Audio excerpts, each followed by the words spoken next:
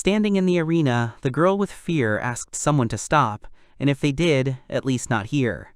Suddenly, someone pushed her hard, causing her to fall to the floor. The man shouted at her to be quiet. He hung over her and exclaimed that the loser becomes the servant of the winner, and that is the rule of this frightening place. One of the guards was chuckling as he watched. The frail guy watched it, thinking that it didn't seem to be a dream. Mikagami Koji, a young boy of 16 who was recently summoned to another world. For this very reason, he became a gladiator of collision in this world. It all started last night. After school, he went back to the house and, as always, started playing in his room. An ordinary high school student who loves games. He is weak both academically and in sports. Perhaps his only hobby is playing games, and he thought he was pretty good at it. Whatever genre you choose, everywhere he was good at absolutely everything. Koji took off his headphones and decided to see what was going on with his winning streak right now. Suddenly, he noticed that he already had the amount he needed. He said that he had only one victory left to put an end to this matter. Suddenly, he was startled by a bright flash that appeared on the floor directly below him. He asked me what was going on. Suddenly, he found himself in the center of a bright circle surrounded by various people. They were happy and shouted that everything worked out, and THE flight was successfully completed. The guy was very scared and confused, trying to understand what had happened. He looked to the side and saw several men in church clothes looking at him. Koji wondered what kind of place this was. There was a magic circle on the floor below him, and there were priests all around. The guy assumed that it was a summon, and then thought that it was just like in the manga and anime that he watched and read. Koji asked loudly if this was a summon from another world. He was in shock, looking around. Suddenly, someone turned to him and said that this person from another world should not worry about anything at all. Suddenly, a woman came over and apologized for calling him out so suddenly. After that, the woman introduced herself with a smile and said that her name was Zaid and she was the High Priestess. Koji's eyes widened in surprise. He blushed, thinking about how big the woman's form was. He stared at them and wondered if this was the norm in this world. As Hess stared at her, Zaid politely asked him if she could get his name. The guy was confused, and then quickly said that his name was Mikagami Koji. The priestess noted his name, then turned to Mikagami and said that she would explain everything very soon, but first they needed to do something. The guy in disbelief asked what it was. Suddenly, the priestess shouted loudly for the appraiser. When the man came, she quickly ordered him to conduct a test of this guy's skills. Koji was confused and asked what the skill test was. The priestess agreed and said that when he went to another world, he received a god's gift, and this assessment can allow them to determine the type of skill the guy received. Suddenly, the priests shouted loudly in shock, not expecting what they saw there at all. The priestess turned and loudly asked them what was the matter, and what they saw there. The priests were very surprised when they said that Koji didn't seem to have any basic skills, only one granted.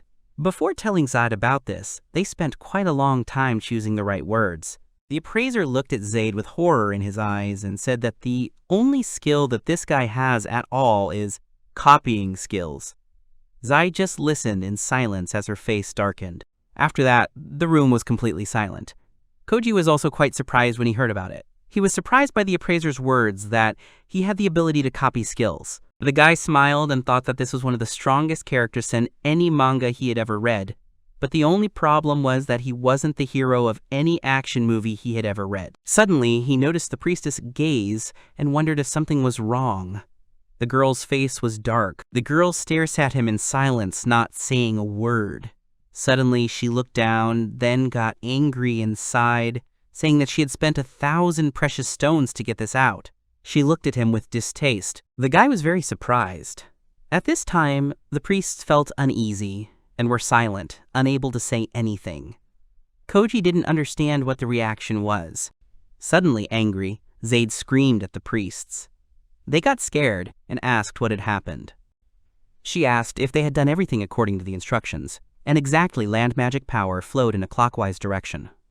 She stated that this way denotes the class of a military commander. The priests awkwardly said that the chances were initially small and that this was just a superstition. The woman was silent. She grabbed their heads and told them to be quiet because all they had to do was listen in silence. Koji awkwardly asked what it was. Then she turned and ordered the priest to remove the boy from her sight. He was very scared when they put handcuffs on him. Zaid was angry that she had spent 1,000 gems on a person without basic skills. She stated that this bestowed skill is super rare in its uselessness. The guy in disbelief asked what she was talking about. The woman ordered that it bring at least a grain of use, becoming a consumable. She told LA to take him to the rest of the collision servants. The guy shouted loudly, asking them to wait. Pretty quickly, he was put in a cage. He was startled and begged them to stop. Koji noticed that the others didn't look like servants at all. He said it was a prison, but the guard said it was Zayad's order.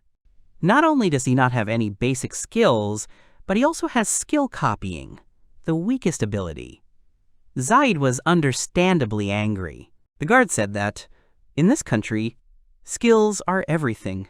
Kuda, no matter where Koji goes, he will be treated extremely badly. He wondered if the copy skill was really that useless. The guard waved and told him to stay there. Koji tried to stop him, because it must have been a mistake. He suddenly heard someone laughing behind him. A girl was sitting against the wall, laughing loudly. She said that he was summoned, but only received the gift of copying skills. The girl said with a laugh that he was unlucky. He asked her who she was.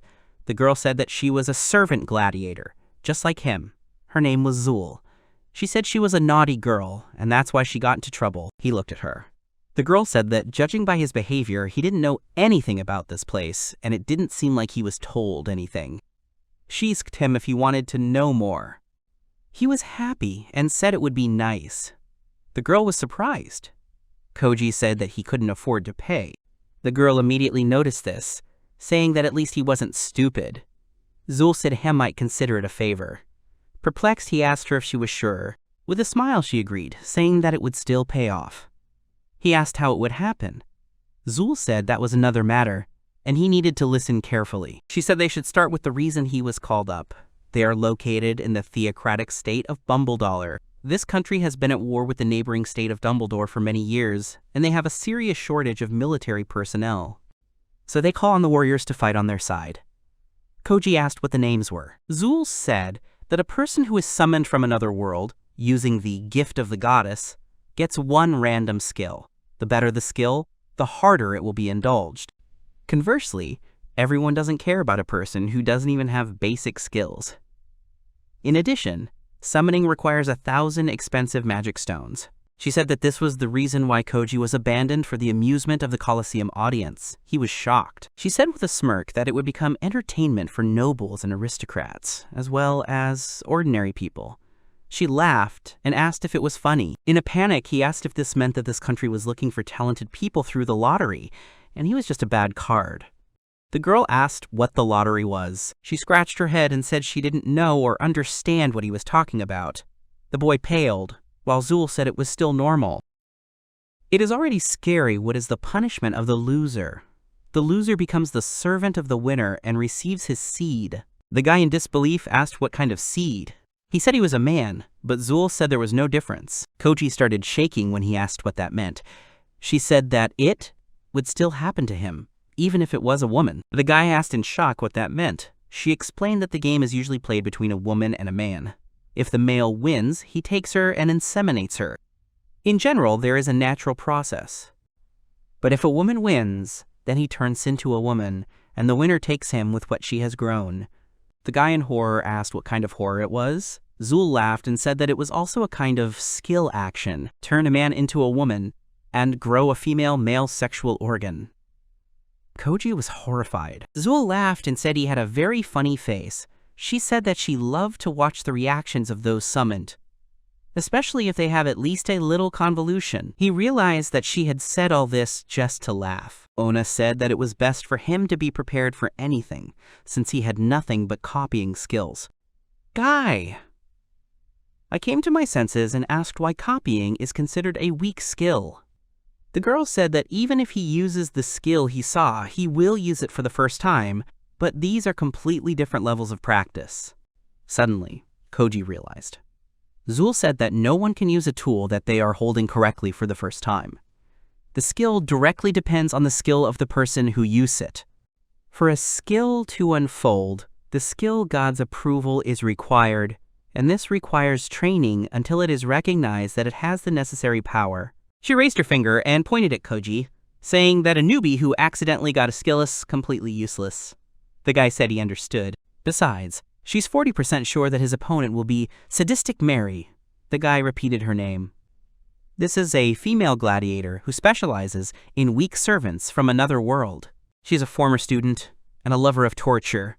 She is good at swordsmanship and has the instant death strike skill. But even if it dies, it will be revived with a skill, and it will still be taken by force. As he sees it, there is no chance of winning, but he should try hard. The guy fell down in horror. He thought that he was casually summoned, like in some game he has to fight to the death in the Coliseum. But even if he dies, some woman will resurrect him and take him with an overgrown sexual organ. He thought it was crazy. It was chosen because it's a lottery. He asked if his life was going to be ruined because of some game. Suddenly, he realized what he had said. It was fighting with skills, and even if he gets killed, he won't die. The boy laughed out loud, which surprised Zul. Koji asked if it was serious. He exclaimed that it was a very ordinary game, which surprised the girl even more. It was a fight using techniques in a small arena, unlimited skill range in 3D, and no FPS. He was glad, because there were also skills that On could feel with his own body. Zul's face paled. He exclaimed that it was like a very realistic virtual reality game. If it is a good game, then he is ready to play it for hundreds of hours. There was no internet, no rules. If he wins, then no one will blame him, and he can safely use scams and break the game. He shouted that this is the latest virtual game with full carte blanche for players, and that the great thing is that you need to open all this yourself. Zul stared at him and didn't understand, because now he didn't look like the rookie he was a few minutes ago. She realized that the aura of a veteran warrior had gathered around him. A simple high school student who loves games, with average grades and no predisposition to sports. But when it comes to games, he rarely loses. The old man came to the door and spoke to Mrs. Mary, saying that the final match was about to take place. Suddenly, he was very surprised. Mary was sitting on top of the bound girls. He didn't know what Sho was angry about. Mary screamed at the girl to stop annoying her.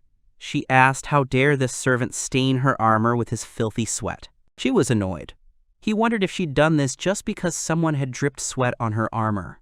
This is what you'd expect from Sadistic Mary. She stood up and said that the girl would be punished after the game. Mary said all she could do was shiver. She approached the man, surprised that it was already time. Mary quickly agreed to go. She was walking down the corridor, saying that these summoned ones were a bunch of fools. The man was embarrassed. Mary said they couldn't even wipe their armor, so they were just useless fools. Then she turned her gaze to the terrified man and asked if her next opponent was also a summoner. The man confirmed it. The girl smiled cruelly and said that this was a good thing, because she was going to castrate this summoner and then keep him as her sweet female until the end of his days. The man paled, thinking that whoever he was, he already felt sorry for this guy. He was adamant that Koji wouldn't be able to defeat this woman. People were shouting loudly as they waited for this battle to begin. The host stepped forward to the microphonio and shouted loudly that this was the beginning, and here it was, the final match. She held out her hand and said that both gladiators were already in the arena. She said that the first contestant didn't need any special introductions, but she would still name her. This is a lady with aggressive attacks, a female knight, also known as the flower of the Landroth family, but for some reason turned into a gladiator. She had 20 fights, and along with them were 20 victories. The Fire Knight, Mary Landroth. The men shouted Mary's name excitedly, because they wanted to hear the screams of her enemy. Oni was told to burn it down completely. The girl introduced Mary's rival, courtesy of the High Priestess. She said it was a person from another world, Mikagami Koji. People were laughing because he didn't even have a gun. The host said that On was honored to close today's performance. The Zage family gave it to them for free, and it's no wonder since its copying skill is the weakest. Suddenly, everyone fell silent, and a loud roar of laughter rang out in the arena. They scoffed and asked him what he was doing here anyway. They also shouted that the guy was very unlucky. The host said that, as everyone knows, copying skills can only copy the skills of those he fights. In unison, people were telling the guy to leave. The copied skill is very far from the original, and it would be more accurate to call it a degraded copy skill. She exclaimed that Koji was the weakest summoner she had ever seen. She wondered how he felt, now that he was suddenly a gladiator. People asked Zaid what it was like to throw 1,000 magic stones at it. Hearing this, the priestess became angry. Mary took a few steps forward, and then the host said that the girl seemed to have something to say. Mary smirked and told the poor boy with the copy skill that she was afraid there might be an accident during the fight. Suddenly, she glanced back at the servants. She grabbed one by the hair and told Koji not to worry, even if it meant the end of him as a munchkin, because she would make a girl out of him to carry her seed. There was silence. People were chanting for Mary to kill him. Koji took a few steps forward. The host exclaimed, "Does Mikagami really want to say something back?" People shouted at him to stop, because begging for mercy is useless. Koji lowered his headphones, then spoke loudly to the crowd. The guy pointed a finger at Mary and said that he would defeat this old and feeble-minded woman. After that, he smiled broadly and said that he would do everything that should be done in the Coliseum after the victory. People started shouting at the guy's confidence.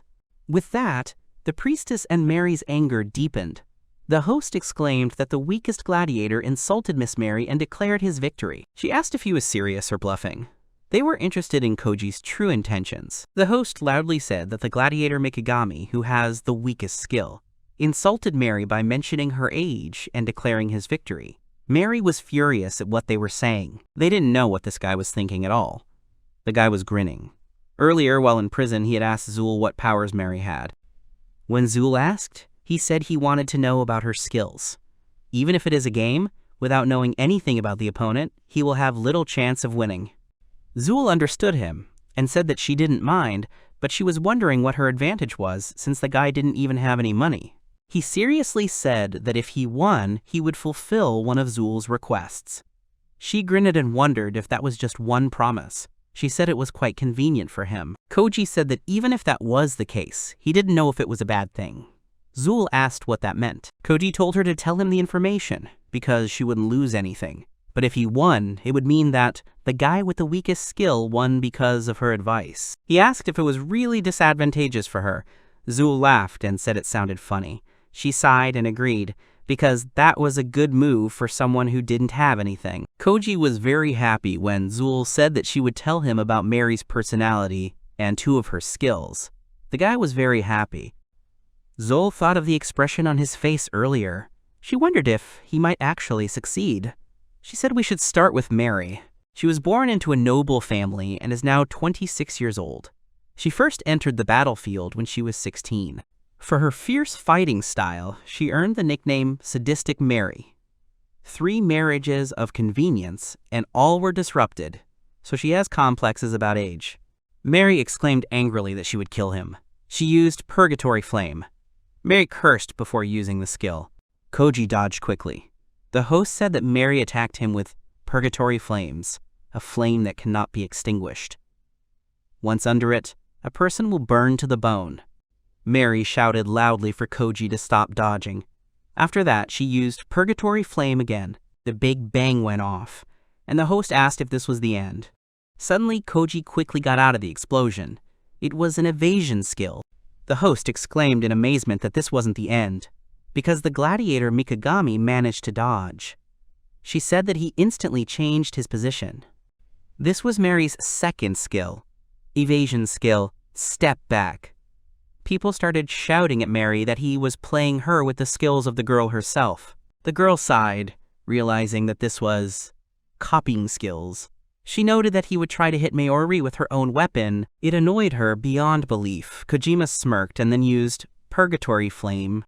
The host was startled to say that Mikagami had used another of Mary's skills, but it was too weak and slow. People laughed at it. The host said that this is the disadvantage of copying. It was just a pathetic parody of the original. Mary chuckled. The host said that the girl did not shy away. However, this was not surprising, and most viewers understand the reason. But for those who don't know, Mary's armor is resistant to the elements of fire. The girl said that, naturally, she took care not to burn in her own flames. Koji paled, and Mary asked if he understood. She said that his skills were far inferior to hers, and this pathetic semblance would not harm her in any way. She laughed out loud and said that what he said was nothing more than idle chatter. The guy thought for a while, then started using, quote, Purgatory Flame over and over again. Mary asked him where he was shooting at. She decided to show him how to use it, after which she used Purgatory Flame. Koji barely dodged using Step Back. The host said that Mikagami dodged again. The guy raised his hand using a skill. People called him stupid, because this attack is useless. They told him to stop panicking so much. Suddenly, they asked in bewilderment what they were doing there. Almost the entire arena was filled with purgatory flames. Mary sympathized and said there was nowhere else to run, that it would be boring to finish so easily. She said that if he begged for mercy, then maybe she would spare him. She ordered him to take off his clothes and drop to his knees, then shout that he was Mistress Mary's servant, and then he wouldn't burn for very long. Koji smirked and said that's what she says to all men. Mary was surprised to know that he already knew. She said it was boring. Mary strips her opponents and forces them to their knees, then ignores all pleas for mercy, continuing to burn their bodies until the referee declares the opponent dead and ends the match, but this can go on for quite a long time. She said it was true. Koji asked if it made her laugh. In response to this, she laughed and said that it was very funny. Fools very often challenge it, believing this obvious lie. They cry without clothes on their laps. She said she liked their expressions when they realized she wouldn't put out the flames of purgatory. Terrible faces, twisted with despair. In the end, Koji called her names, and Mary was surprised. He said how disgusting you'd have to be to hunt newbies. She asked me what it meant. Koji claimed that this is what happens to useless old witches. The girl was very angry. Koji Wo called out that he was a kind guy. He said that if she undressed and fell to the floor, he would certainly do it to an old woman. People laughed. The host was surprised that Koji kept provoking her. The spiteful girl said she'd had enough. She used Purgatory Flame, but Koji was extremely quick to use Step Back. The host was startled. She noticed the Mikagami Gladiator flitting around the arena. They were amazed as his speed increased. Zul was equally shocked that he had actually succeeded. In prison, she noted that she told Koji about Mary's personality and skills, as well as her armor properties. The situation was hopeless, and she wondered what he would do. He was annoyed by Zul's overconfidence. The guy asked if Step Back automatically avoids any danger, and if Purgatory Flame will burn in the arena until the skill is removed. Zul confirmed all this. Koji also said that this means that if you calculate the trajectory correctly, he thinks that someone can do it. Zul was perplexed. The guy smiled maliciously and said about the combination of Step Back and Purgatory Flame, it would become an instantaneous transfer. Mary was amazed that Step Back was trying to avoid the flames by constantly throwing them away. She thought it was like a momentary shift. Suddenly, she realized that then she could do it, and if he had done it, then she could do it all the more. Suddenly, she realized the problem. Her armor protected her from the flames. Kods also called the girl Glupoi. She spun around like a Koji and instantly headbutted her in the back. Mary fell to the floor with a cry, dropping her weapon. She got up from the floor and called Koji a name. The guy threw his full weight on top of Mary and brought the gun to her neck. Koji said that if she event witched, he would cut her throat. The girl was startled when she saw the knife. She wasn't sure where the guy had gotten it from. Zul quickly realized it was her knife. Koji snuggled up to her, and Mary asked how this could have happened. She didn't understand why she was in such a terrible situation. Koji cruelly said that she has very good skills, but she is very bad at acting. She still had a very big advantage. After all, she could just extinguish the flames and drive them into a corner with her sword. The girl gasped in shock. Koji said that he provoked her to perform the skills. Against her sword, he didn't stand a chance. Mary was very surprised and asked if this meant that he had been deliberately provoking her to anger all this time. She viciously asked him who he was anyway, since he was a loser and new to it. She asked if he was an ordinary Oi reincarnated guy. Koji sternly said that he was a high school student who liked games. He wasn't good at school or sports, but when it comes to games, he rarely loses. Devushka stared hard at the knife at her throat. He asked what to do, because if you kill her, she will immediately lose. However, if she dies, she will be resurrected with a skill. He asked if this was true. Zul had told him that Zaid valued honor most of all in his knights, so she had told him what he could say, and Mary would do anything. He asked her if she thought she could get away with a simple death, since he had complete freedom of action, since she knew that Zaid would not be able to interfere. The priestess looked at this with disgust. Koji asked if he should take her alive or dead. The girl asked in horror what he had said. People looked at it with lust. Mary asked him to stop and said she would do anything. Koji grinned and asked if he had heard her correctly. The girl paled, and Koji asked her if she had forgotten their agreement. She immediately recalled everything she had done to her enemies. With a sly smile, he asked her if she remembered what to do. She was startled and took off her clothes, then knelt down. The audience was shocked. She talked about how all the terrible things she had done to other people were unforgivable, but she begged for forgiveness on her knees. The host said in shock that Gladiator Mary had conceded defeat, and something incredible had happened. The weakest defeated the one that did not know defeat. Mary lost. Seeing these results, Zaid was genuinely shocked. She asked where the knife came from and who could have helped the guy. She screamed in anger, unable to believe that Mary had lost. She asked if anyone was laughing at her, because what was happening was beyond her comprehension. Zul laughed out loud, amazed that Koji could actually win.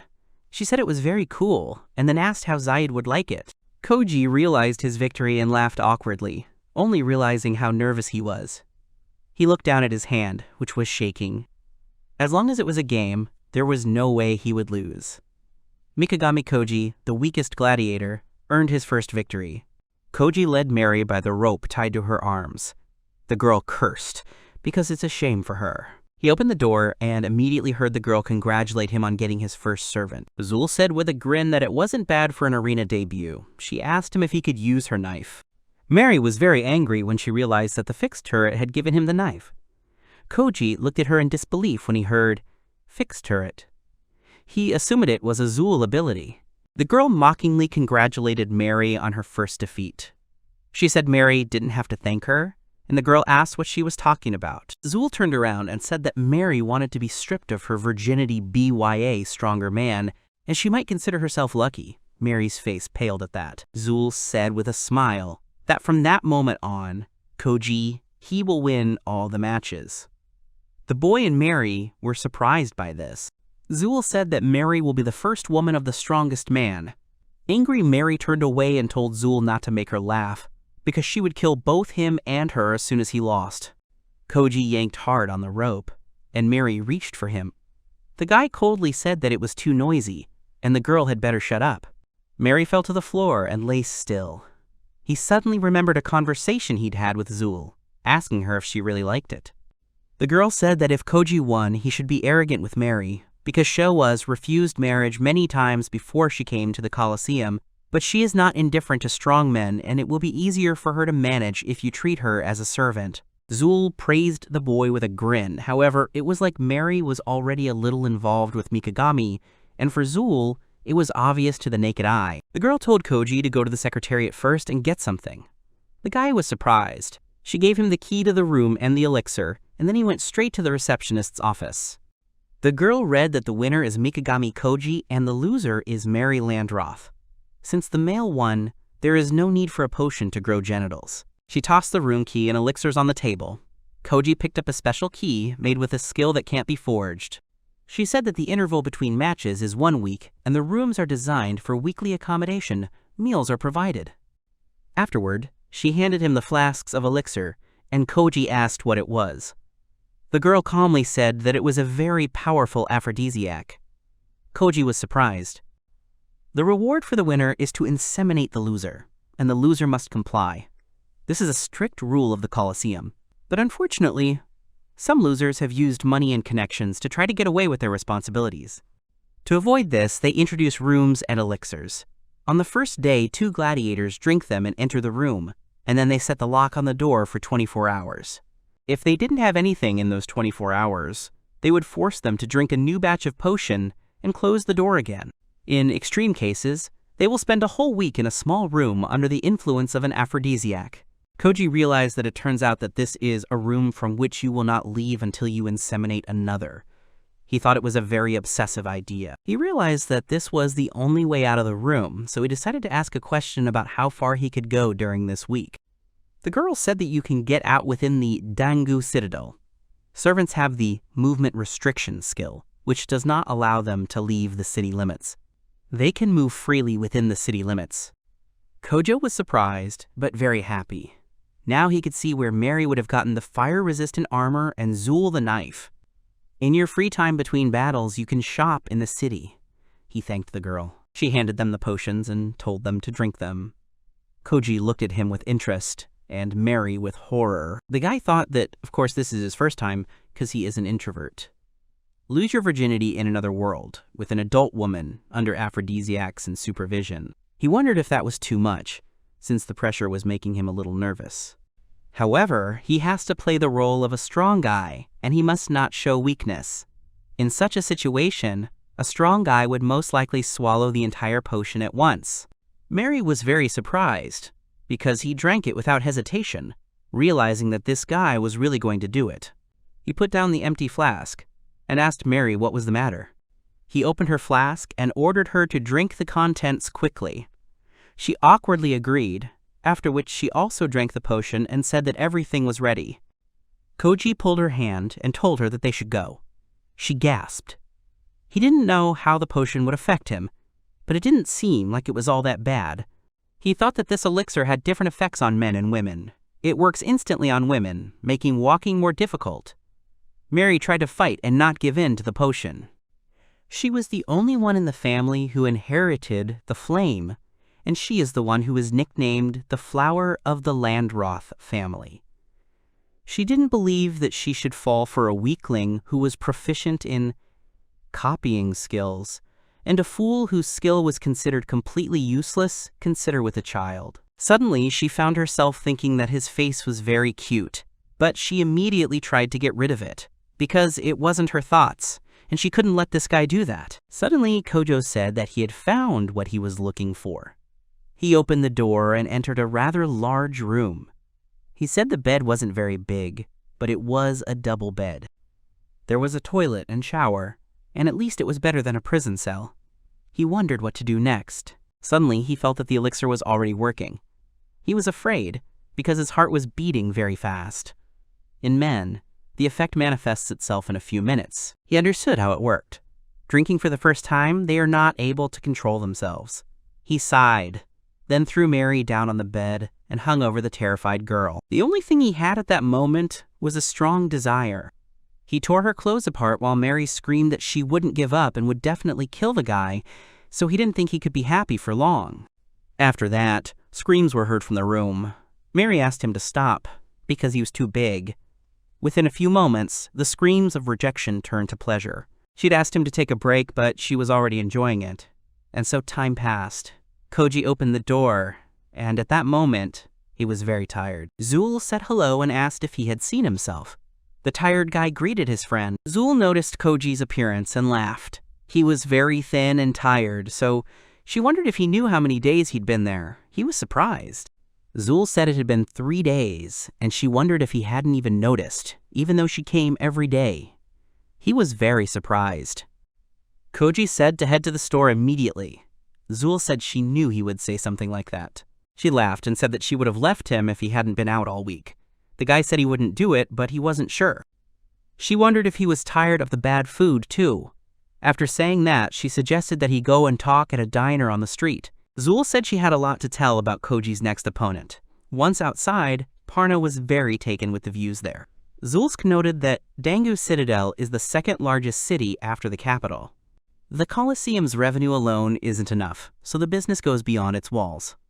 Zul went to the alley and said that Zaid was a major shareholder in the Coliseum. Among other things, Koji said nothing. She said that Zaid is one of the archbishops of the Ina cult. Gambling, usury, murder, trading. She is involved in all the dark affairs of this city. Thinking about power and money, Koji wondered what it meant that she had enough soldiers. Zul looked back and said that was what they were going to talk about. The boys were standing outside a tall building when Zul said they were here. She told him to come in, and then she went in herself. She said he didn't have to worry about being followed, because this room was blocking all voices. Koji accepted the information. The girl asked what the guy would drink. Koji asked if she had any energy drinks, but Zul didn't even know what they were, so the guy asked for a simple juice. She congratulated him on his first victory, but to be honest, the situation didn't improve much. Koji was able to defeat one of the Zaid fighters in the most humiliating way. Basically, he just declared war on the most powerful person in this country. The guy said nothing. Zul said that Zaid would not leave him so easily now, and if nothing was done, he would be dealt with very quickly. Koji asked what Zul could offer to do. He said that she had lent him a knife and also came every day, and that was why she was also in trouble. Zul laughed and said it was possible. The girl confessed that she has a personal file to Zaid. and she has long wanted to destroy this woman. She asked if Koji had forgotten about the promise he made in prison. He asked if she was saying that he should listen to everything she said. Zul said it was necessary to always win. The guy was surprised. She stated that from now on, she would support him, and he must continue to win in order to crush Zaid. Koji said that this would continue until he got rid of the Coliseum service. He would have to fight the woman's team, and normally he would die before he could figure it out. But with such an information base, he will not lose for sure. The girl grinned and happily said that they were now partners. Zul suggested that they get down to business by telling them about Koji's next opponents. Zaid has 3 other fighters besides Mary, more than 100 massive skills of the Wisdom Library, Fin Disaster, The Magic Eye of Spatial Exchange by Alice Cotton, and Koji's next opponent, the superhuman body-strengthening Merle Barak. Ability 3 types of reinforcement for the owner of copying skills is the worst opponent. Koji asked if Zul would be better off taking care of herself, but she said he didn't need to worry about the ICU, and she was confident. She was stronger than most guys. There was a loud cry of disappointment in the castle. Someone was swearing very loudly. The girl stomped her foot and cursed, insulting Koji. Zaid very viciously asked how Mikagami dared to make her look so stupid in the first place. She screamed and said he would pay for it. Someone admired how rude it was. Zaid glanced back. All her fighters were standing there. Zaid said with a smile that they had finally arrived. The 4 heavenly queens. Merle Barak, 18 years old. The girl laughed and said Mary had lost, and asked if it was time they changed their name to the 3 heavenly queens. Alice Cotton, 19, said it was very stupid of Mary to lose out to the owner of Seopan her skills. Finna Disaster, 24, said that Mary's skill was pretty strong, but it looked like she was in heat. Merle was surprised and asked if it was serious. Zaid sat down and said that they needed to do anything, but the most important thing was to defeat the Mikagami. Alice sighed as she thought about dealing with the little boy. She immediately declined. Finna added that she wasn't really interested either. Merle got the idea and said it looked like it was her turn. Zaid looked at Nieye, wondering what skill she had. The girl quickly agreed. She stated that copying skills will not be able to cope with her muscles in any way. With a smirk, she said that she would get a new toy soon. Zul was talking about some skills that have a class that doesn't change from the moment they appear. However, even if it is the same skill, the difference between the 1st and 5th grades is simply huge. Merle's skill, 3 types of power-ups. Increased attack, defense, and speed. There's nothing surprising about this ability. But in Merle's case, all 3 power-ups are class 5, and Merle herself is an experienced martial artist. These power-ups give her multiple increases in strength, stamina, and speed. Zul sighed and said something about Koji's case. Copy Navikov will get a boost twice as weak, and it will be 2nd or 3rd class, and Koji himself does not differ in a powerful physique. The Merle skill makes the wearer physically stronger, so past tricks won't work here. She asked what Koji would do. The boy thought for a moment, then said he didn't know what had surprised Zul. She asked me what it meant. She jumped up and said that he had promised her to win. The guy agreed with that. He said there were still 4 days left, so there was still time. Zul understood. She sat down and told him that he was cocky and wanted to solve this problem in 4 days. With a smile, he asked if she would help him. Afterward, he said he still had an idea. Zul was surprised out loud and asked if he was going to do it in 4 days. Koji asked if that meant there was still a chance. Zul asked if he understood how difficult it was. The girl was angry. With a smile, Koji said that it was actually a backup.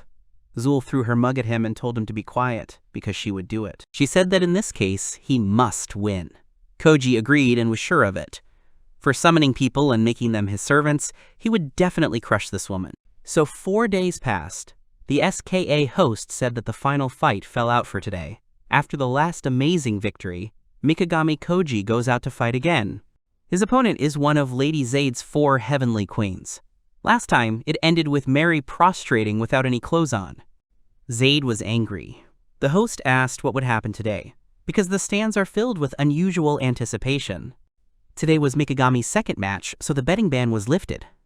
She said that everyone can take their money to the cash register as long as there is still such an opportunity. People wondered if they should bet on Mikagami, but Others said he didn't have a chance at all. The odds of this match were 1.100th per 100, and everyone was amazed at the difference.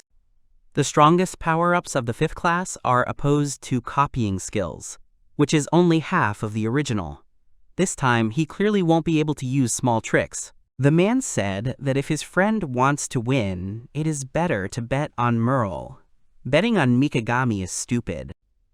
Mary and Koji were alone in the waiting room.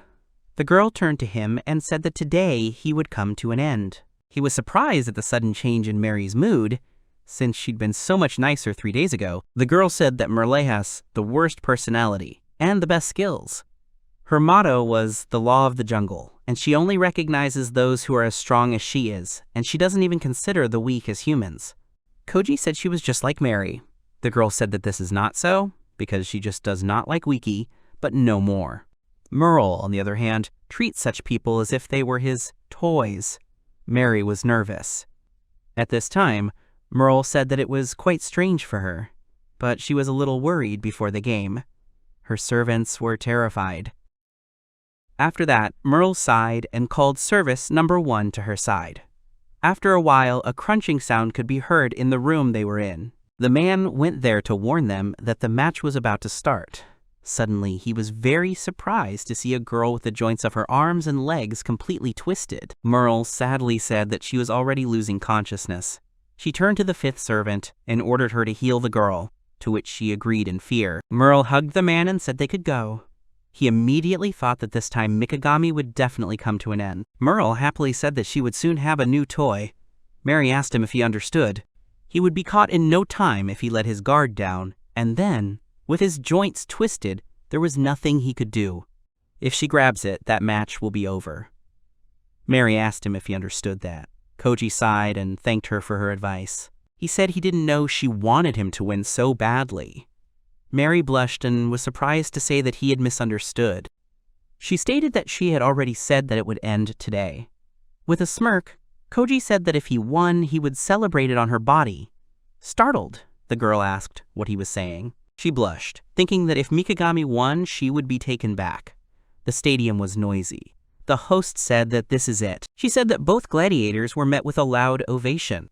The embodiment of the law of the jungle, the strongest booster and the strongest martial artist, the best single fighter, 20 match wins, goddess of speed, Merle Baraprox, and an unsuccessful appeal provided free of charge by Archbishop Zaid, the owner of the weakest ability, copying skills, with which he defeated one of the 4 queens, Mary.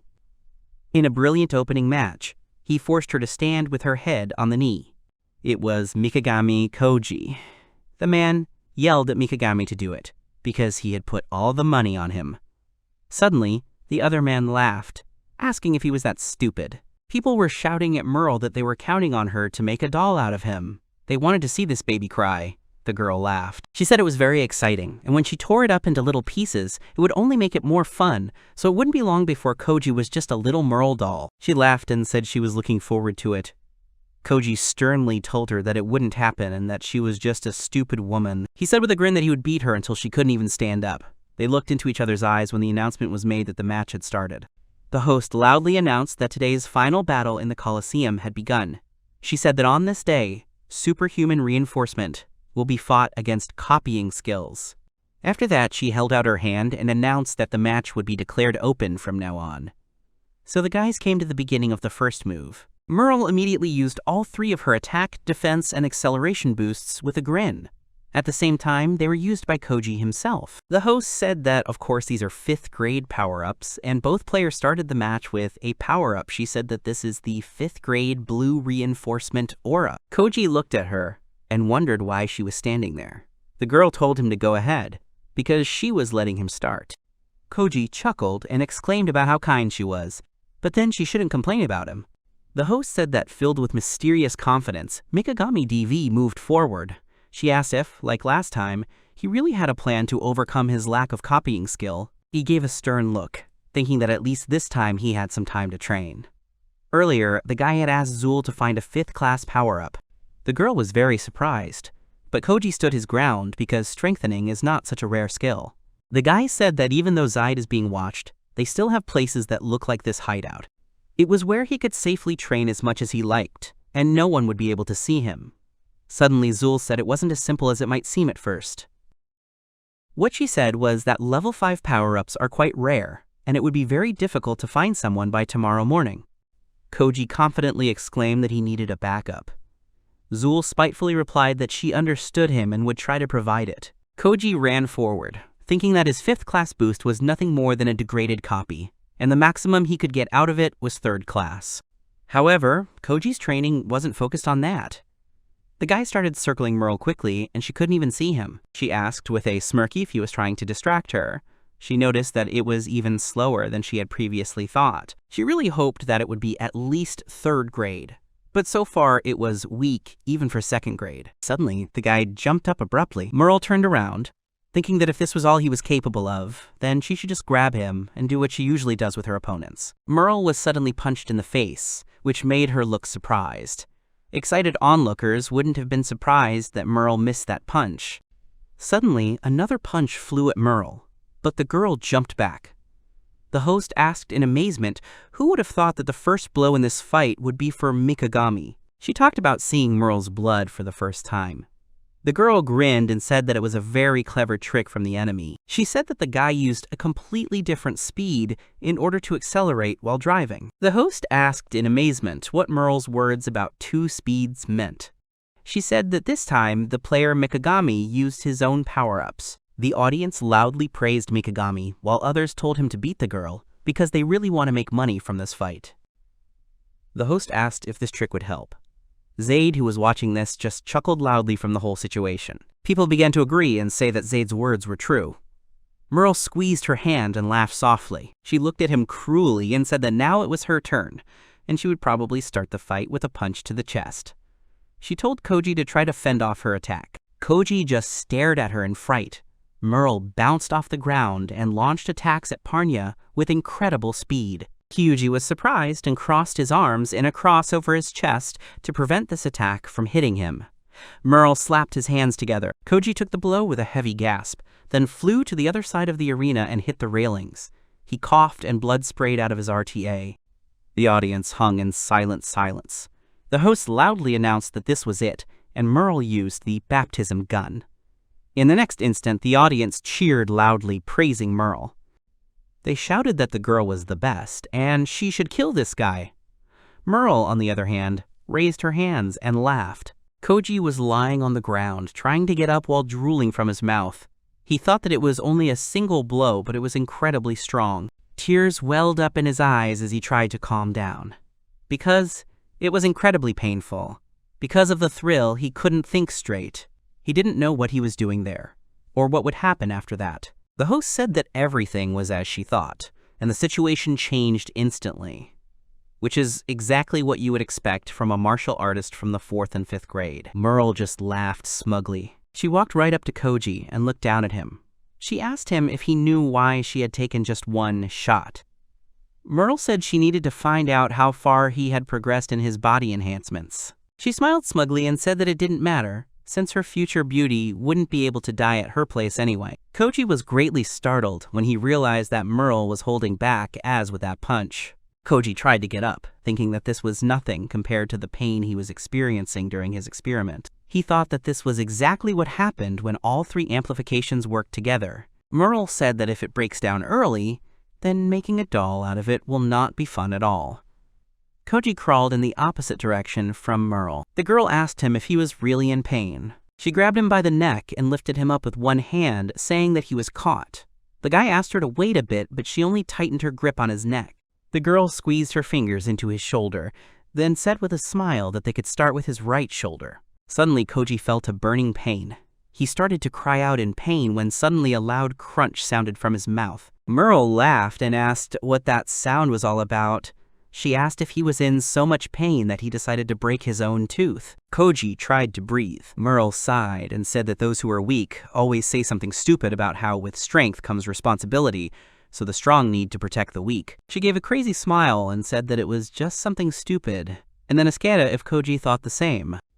She said that she was very fond of twisting her enemy's knuckles, and all those who are weaker than her are just her toys. Merle exclaimed that he would soon find out all this for himself. The guy thought hard about the fact that in no case would Hap play, and especially this girl. He thought that this was also a game, which meant that he couldn't lose in it. Merle laughed out loud, talking about Koji crying. She exclaimed about how much fun it is to watch her favorite toys cry. She cheerfully asked what they would do next and if it would be the left shoulder. The guy just kept quiet. The girl suddenly said that she remembered, and that's why Koji will choose it, so he should just say it. When she got close to him, Koji just spat in her mouth, causing Merle to freeze in shock. The host loudly asked about what had just happened. She loudly reported that Mikagami had taken advantage of being held and spat right into Merle's mouth. The audience screamed and laughed loudly, saying that even in this situation, Mikagami can make a show out of it, so he is a real artist. Others mocked him, saying that he was a real genius. Merle spat out her saliva, then let go of Koji's neck. Right after that, she swung her foot hard and kicked him in the side. The guy quickly flew to the side and rolled on the floor, feeling pain. The host said that the guy was blown away by Merle's blow to the other side of the arena. She said she hoped the guy was still alive. The kid started to get up from the floor, panting. Merle came up behind him and asked him what he was doing. He turned and looked in horror at Merle, who asked him if he had decided to test how patient the girl was. Merle flexed her fists and said angrily that he'd done a pretty good job because her heart was beating fast. She said it was getting very hot out there. She came very close and said that she was so angry that she couldn't even hold back anymore. She said that by strengthening herself to the limit with duplication, she was going to turn the guy and all his organs into mincemeat. At the same time, she used acceleration, attack, and defense, increasing the superposition of these boosts. Suddenly, she froze in surprise, not understanding what had happened. Suddenly, Koji grinned, and seeing this reaction, she looked at him and asked what had happened in the first place. At the same time, Koji swung hard and thanked Merle. He hit her hard in the stomach, causing her to be very worried. In the blink of an eye, she flew to the other half of the arena, hitting the side of the already small arena hard. The audience was genuinely amazed by what happened on the pitch. The host was also at a loss as to what it was all about, since Mikagami Street had just reached its maximum level. Koji looked down at his fist, talking about how his arm was hurting. Merle was lying on the ground and trying to catch her breath, because it was extremely painful for her. She propped herself up on her hands and tried to figure out what that feeling was all about. She realized that it wasn't the pain of the blow at all. Her whole body was very exhausted, so she couldn't understand what was happening to her. The girl blushed deeply, thinking that all her reproductive organs were on fire, but she couldn't see the umbilical cords for that. She only breathed loudly and heavily. Koji came up to her with a smirk and told her that it would be difficult for her to move in this state. The girl only breathed heavily. Koji claimed that it was not Bull's saliva, but the secret elixir. Merle was surprised to hear this. The guy said that usually she strikes once, and only then begins to twist the opponent's joints. So at this very moment, he crushed the capsule with Elixir M. He told her that after that, he spat it all out into her laughing mouth. With a heavy breath, Merle realized exactly where that awful feeling in her lower body was coming from. Koji smugly stated that he had thought from the very beginning that she would use duplication when she lost her temper. Merle asked why this was the case, and where all her amplification went. The girl looked at it and said that she didn't even choose it when she applied the necessary reinforcement to herself. Kukuoji grinned and said that such amplifications can be transmitted to another person even if she thinks that she didn't choose him. He said that it was simply impossible to take this potion and then not choose the man who was standing in front of her. He was very happy, thinking about how he had already experimented with dozens of female power-ups before the fight started. Merle breathed with great difficulty, thinking that this mixture of elixir and pain was just terrible for her. She grimaced, thinking that it was both painful and very pleasant.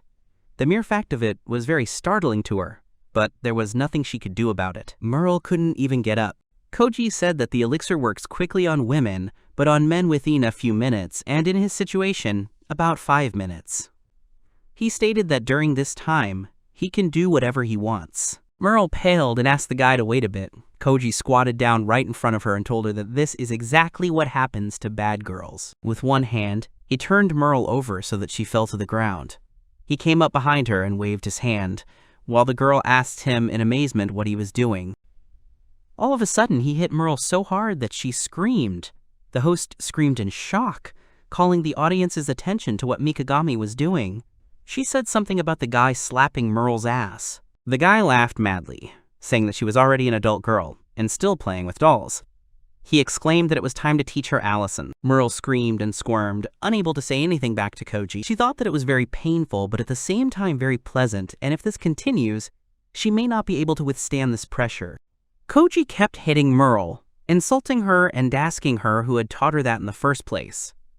He said that she should think about her behavior as a stupid girl. The audience was genuinely shocked, but they enjoyed watching, telling Koji to keep doing it.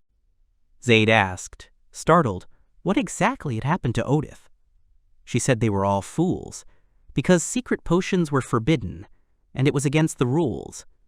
Zaid appealed to the judge with this complaint, but he could not say anything in this regard. He read the book and said that no one seemed to expect anyone to bring this elixir there, and therefore it wasn't on the forbidden list yet. The man said that Mikagami probably made a request in advance. He added that, of course, they will immediately add him to the list, but at the moment this cannot be called a violation of the rules. Zaid froze with anger. She screamed loudly and grabbed the man by the collar, asking if he was joking. She said they seemed to be mocking her. The girl screamed loudly in anger, calling out Mikagami's name. The host loudly said that no one would have thought of it, but Mikagami was able to perform a miracle again, and this is the second time. What she said was that Mikagami was definitely going to win. The boy rubbed his nose and thought that the elixir would soon work on him as well. Mary Tiho was sitting in a second-level room, waiting for the match to end. She thought that the fact that they were being moved to a second-level apartment could only mean one thing. She looked up and thought that Mikagami had won again. The girl blushed, remembering Koji's words that if he won, he would definitely celebrate it on her body. She straightened up and thought sheepishly that he had finally managed to beat her, so the fact that Merle had also lost to him wasn't so surprising. She carefully pulled on the rope that held her clothes and thought that there was nothing she could do, and she would have to congratulate them, Koji. Suddenly the door creaked open. Mary immediately turned around and called Mikagami's name, saying that all of this seemed to mean that he had won. Suddenly, she was very surprised. She looked at the boys, who were breathing very hard. Mary was at a loss to understand why the two of them were so excited. She asked Mikagami if he had already given the potion to Merle. Koji pulled Merle to the bed by the rope, telling her that he had given her this potion during the match. Mary looked at them and was surprised at what she heard. Koji yanked hard on the rope, causing Merle to fly straight into the bed. She got angry and crawled away from him, asking Aya if he really thought she was going to let him take her. She raised her hand and used a level 5 boost, then immediately tried to hit him. Koji grabbed her hand and told her that she was stupid, then asked if she had already learned that she was under the influence of the elixir, so this enhancement is turning into a simple support. Suddenly he said that the loser takes the winner's seed, and this is the rule of this Coliseum. After saying this, he hit her hard again, and told her that he would have to punish her again. The girl screamed, thinking that it was very humiliating, but this amazing feeling even pleased her. Mary, on the other hand, was amazed at the punishment, especially in such a pathetic position. She just watched Merle struggle, saying that Koji shouldn't think he could force her. He shouted at her to be quiet. After that, she asked him to stop and not do what he was about to do. Suddenly, Koji calmly told her not to twitch, and Merle screamed with pleasure. Mary was surprised, because Mikagami had said that O was celebrating his victory on her body. Suddenly, Merle screamed loudly, and Mary blushed. Afterward, she thought that it wasn't like that, and that it was only the responsibility of all Coliseum players, and in other words, it was only a necessity. Merle was shouting about how nice it was. Mary thought that it was only natural that Merle should be the first, but she couldn't help but think about it. Suddenly, Merle exclaimed that she loved Mikagami very much.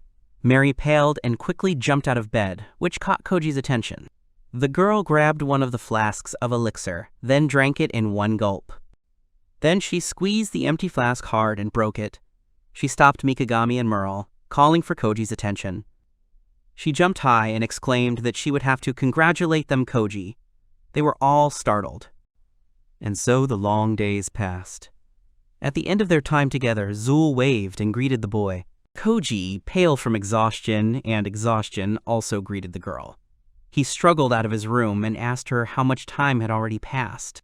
Zul said with a grin that it had been 3 days, just like the last time. Zul said that this time she already knew when she should come. Suddenly, one of the girls turned to Mikagami and asked if he was done. Zul peeked into the room and said with a laugh that they seemed to have already fallen in love with the guy. Koji didn't say anything. Mary said firmly that Koji was already preparing for the next match, and there were only 4 days left. Merle was very surprised when she heard the news about it. She took a few steps forward and asked him what the point was if he couldn't win in any case. She looked out with a smile and clarified that Koji would soon have to fight Alice. The girl shifted her gaze with a smile and said that if defeat was inevitable, so she didn't understand why he couldn't enjoy the remaining 4 days in their company. Koji put on his shirt and said that he wasn't going to lose the next match, so they should just wait patiently for him to return. Merle smiled broadly and said that she would follow his every word. Mary, on the other hand, said nothing. Suddenly, Koji thought that he probably shouldn't go like this. He looked at the door and told Merle that she was coming with them. The girl was very surprised, but with joy immediately went to the guy. Koji was surprised and asked her to at least dress up. Mary, on the other hand, was very surprised that Koji had taken Merle instead of her. She was asking loudly why he was taking Merle with him and what would happen to her. Koji quickly asked Zul if Zaid's spies were with them. Upon hearing this, Zul confirmed the information and said that they were at the entrance. Koji smiled cruelly and said that they would be able to enjoy a beautiful sight. Zul smiled awkwardly as she looked at Koji, thinking that he had an incredibly creepy expression on his face just now.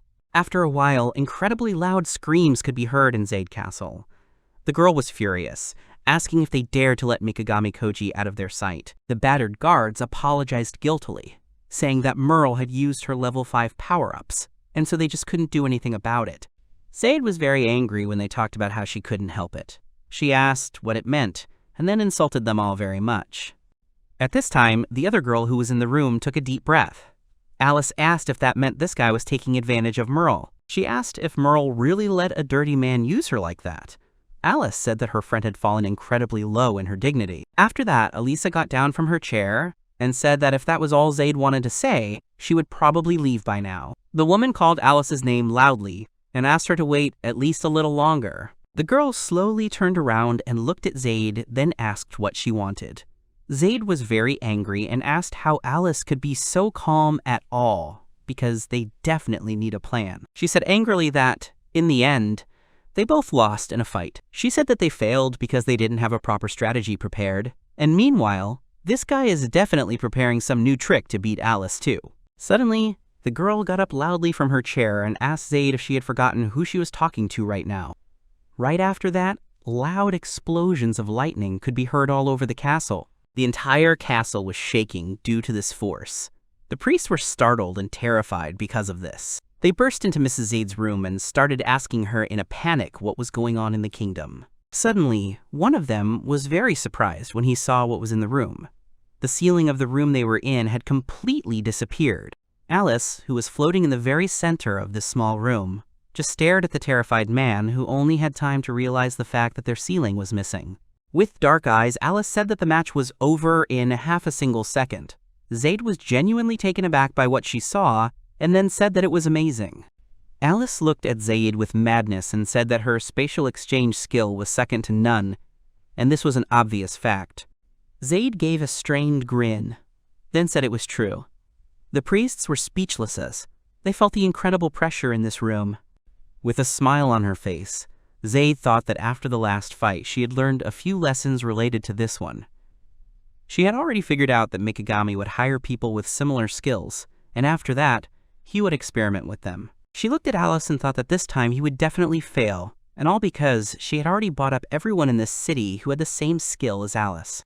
She grinned cruelly. On top of that, Puro couldn't deny the fact that Alice was the best of them, and the match with Mikagami would end so quickly that he wouldn't even have time to figure it out. She was also glad that she had completely cut off Koji's ability to experiment.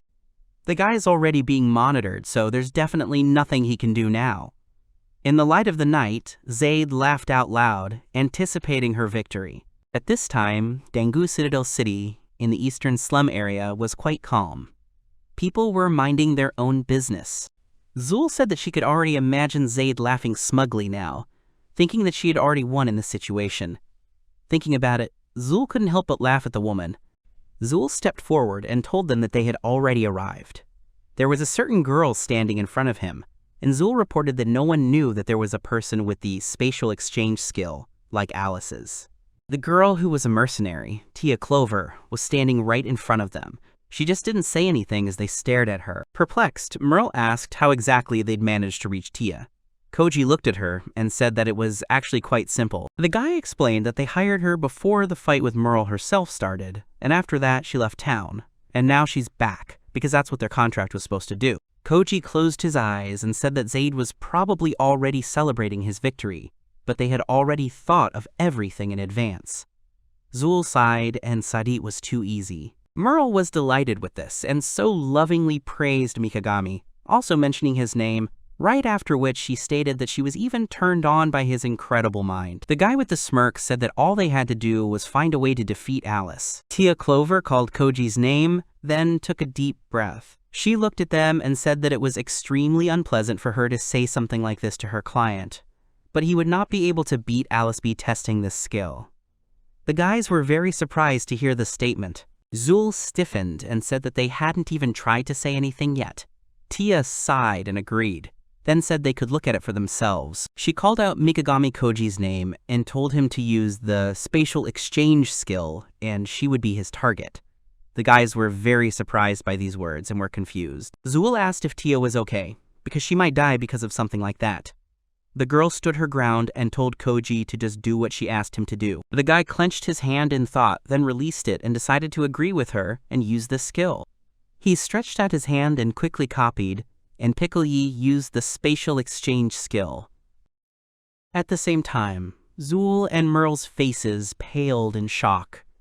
Koji also stared silently at the piece of land that he had lifted into the air in Chia's place. He quickly dropped the ground, and it fell apart into small pieces. Code Z paled at this, and Tia asked if he understood it now. She quickly said that it was just as the name of the spatial exchange skill suggested.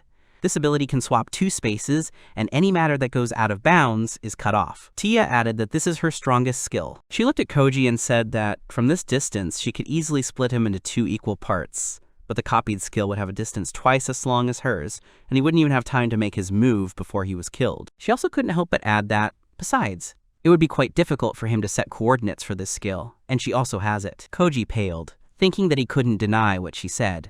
He clenched his hand into a fist, aware of the fact that he would be far away from his target, and that he would have very little time to move.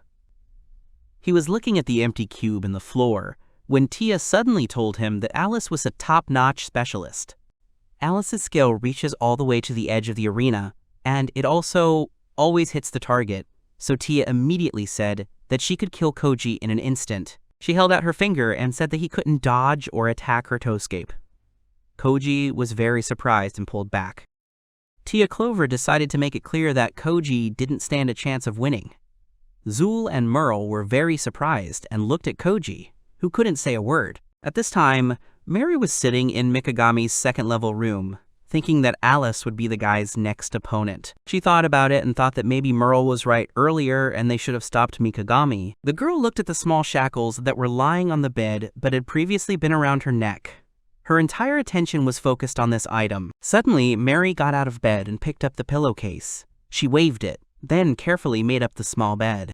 When she was done with tidying up the room, she put the shackles back on her neck, completely unconcerned. She sat back down on the bed, thinking deeply about Mikagami and how his next fight with Alice would go.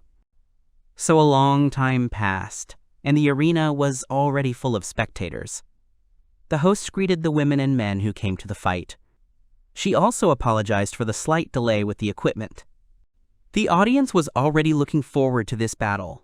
They shouted loudly and rejoiced at the start of a new battle. The host excitedly summed up the results and announced that the final match will be held today. She looked at the arena where the two opponents were facing each other. She said that Alice Cotton will face Mikagami Koji in a fight today. The host said that all of them have long known that this is the third match of a rather prolonged confrontation. At this time, the screams of the audience could be heard telling Alice to kill this guy. The girl asked curiously if God loved the Trinity, and if Koji would be able to spare it this time. She asked, "Could it be that Mikagami Koji's streak of miraculous victories will come to an end today?" The guy thought with fear that this, of course, was quite a gamble. However, he had no other choice in this situation. He looked at her and thought about how he would have to use this after all. Mikagami looks at his opponent intently. Alice gives him the same look. Zaid is looking down at the arena arrogantly, waiting for the long-awaited glorious victory, propping his face on his hand. A man approaches her from behind and addresses her as Lady Zaid. The woman turns her head in his direction and calls him Mr. Gelsey. He smiles nastily and says that the stands are packed. The man considers this a good sign. Zaid says that he is rarely seen in the Coliseum. Gelsey says that this is a hot topic right now, and then clarifies that she means the situation with this guy. He looks at the main character. The woman is displeased with his words and clicks her tongue. The man says that this is the third heavenly queen. He explains that he was interested. Gelsey smiles horribly and says he'd like to know what she's thinking. He asks her if she's worried, to which Zaid just grins and then laughs out loud, covering his mouth with his hand.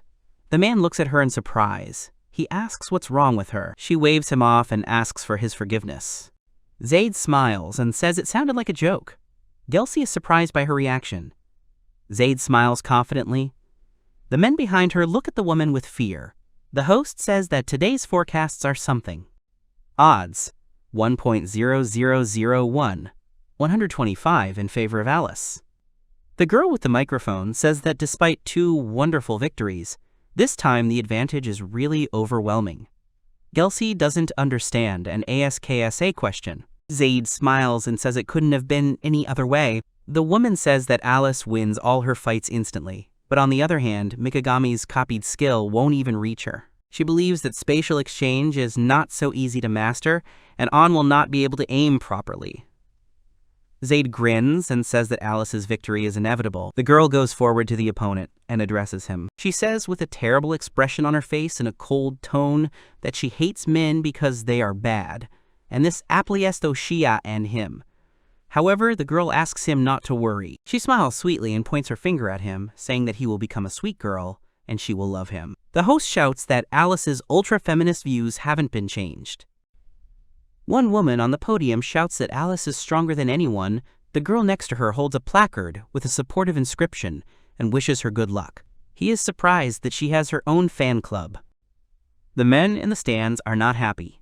One of them calls the girl impudent, and the second turns to Mikagami and tells him not to think of losing. Suddenly, one of them shouts at the guy to kill her. Alice swings her hand in a sharp motion, and blood falls on the surprised protagonist.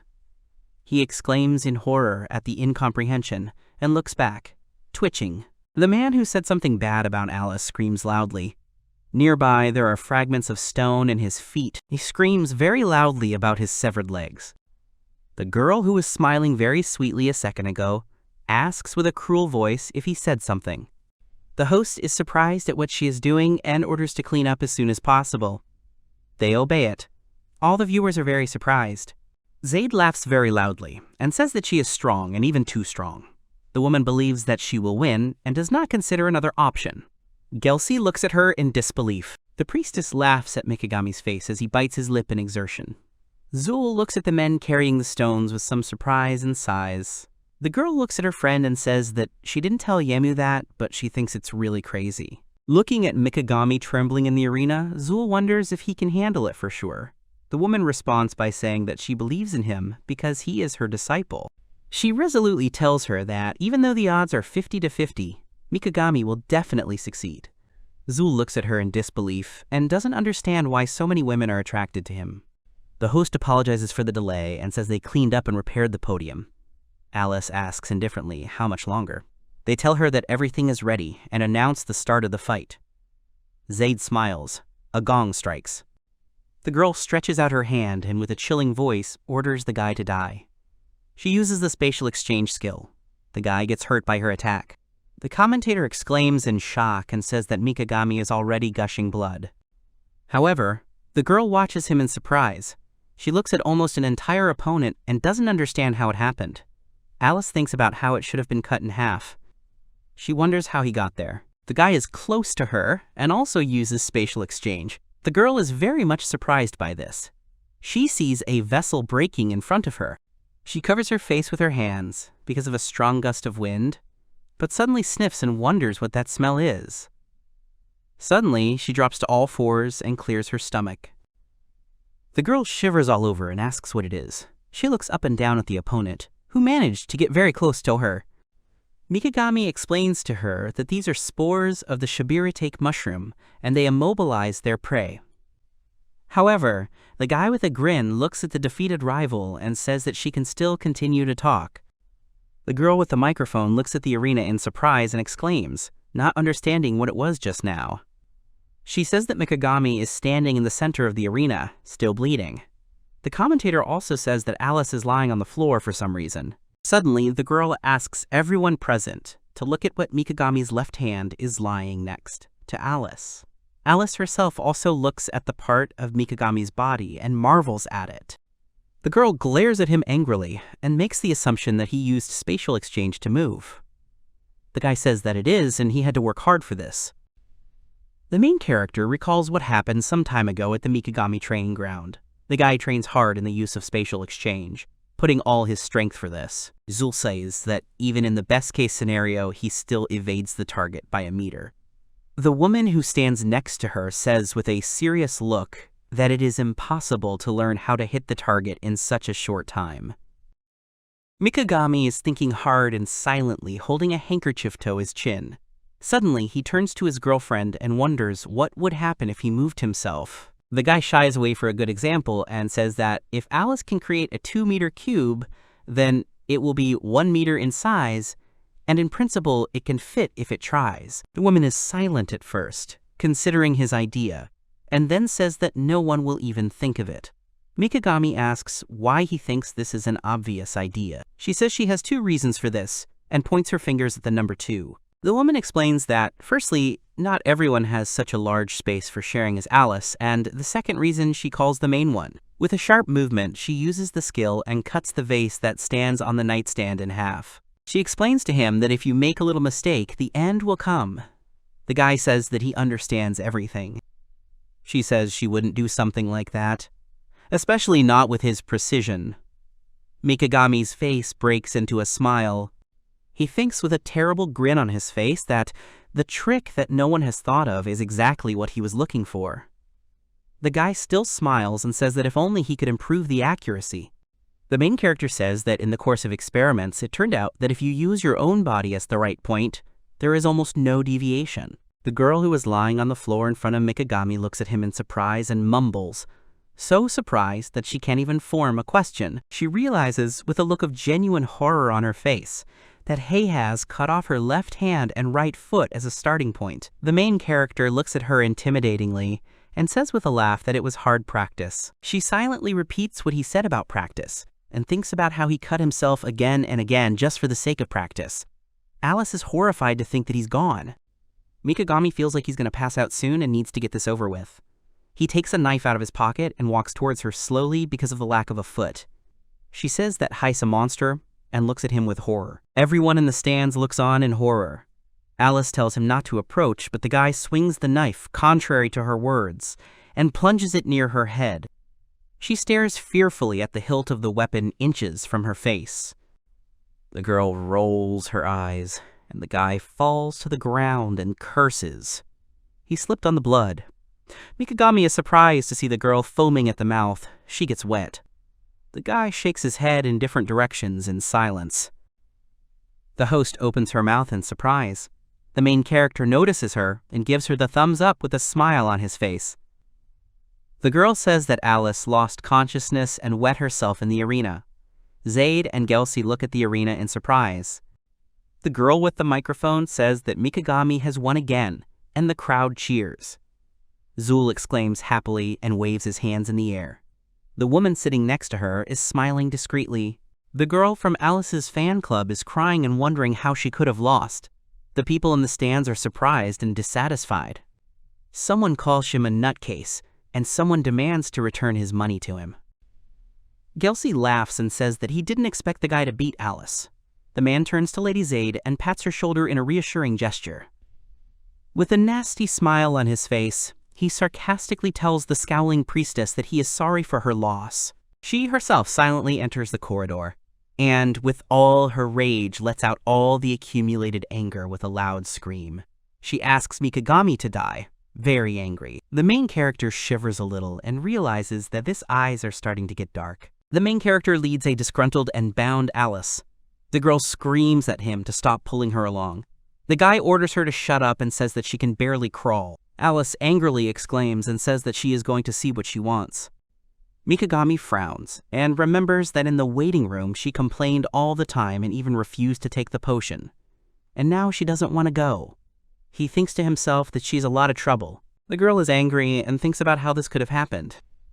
Ona thinks that this is the worst and weakest guy, and she can't believe that she has become a servant of some pathetic man. The girl looks at the guy and he asks her what she means by this. She calls him a bad person, and Mikagami looks at her in disbelief at her words, but is silent. Alice says that even looking at him hurts her, and that he is a dirty and smelly man, and there is no one worse than him. The main character exhales and says that he is amused to hear this from a wet guy right in the arena. Alice is very angry because of his words.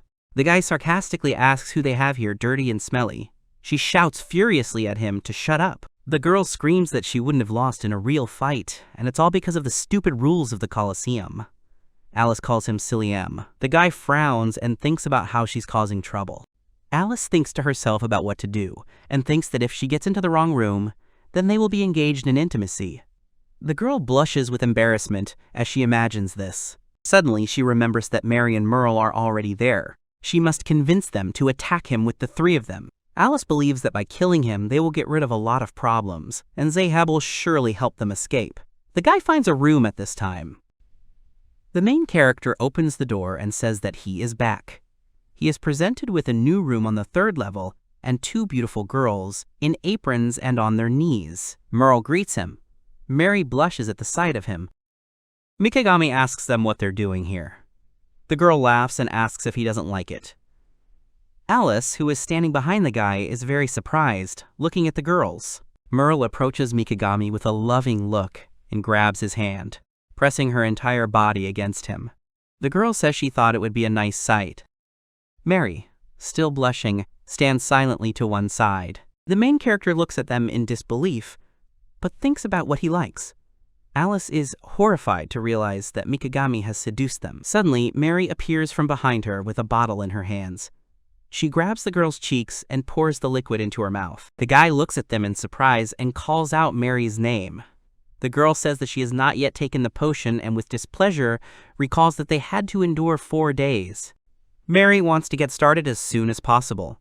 Alice jumps on the bed and says she doesn't need it. Merle laughs at her and says that of course Alice will be number 1. The girl says that he is a dirty man, and she will never do it. Merle tells her to keep it down and touches her lips and her face.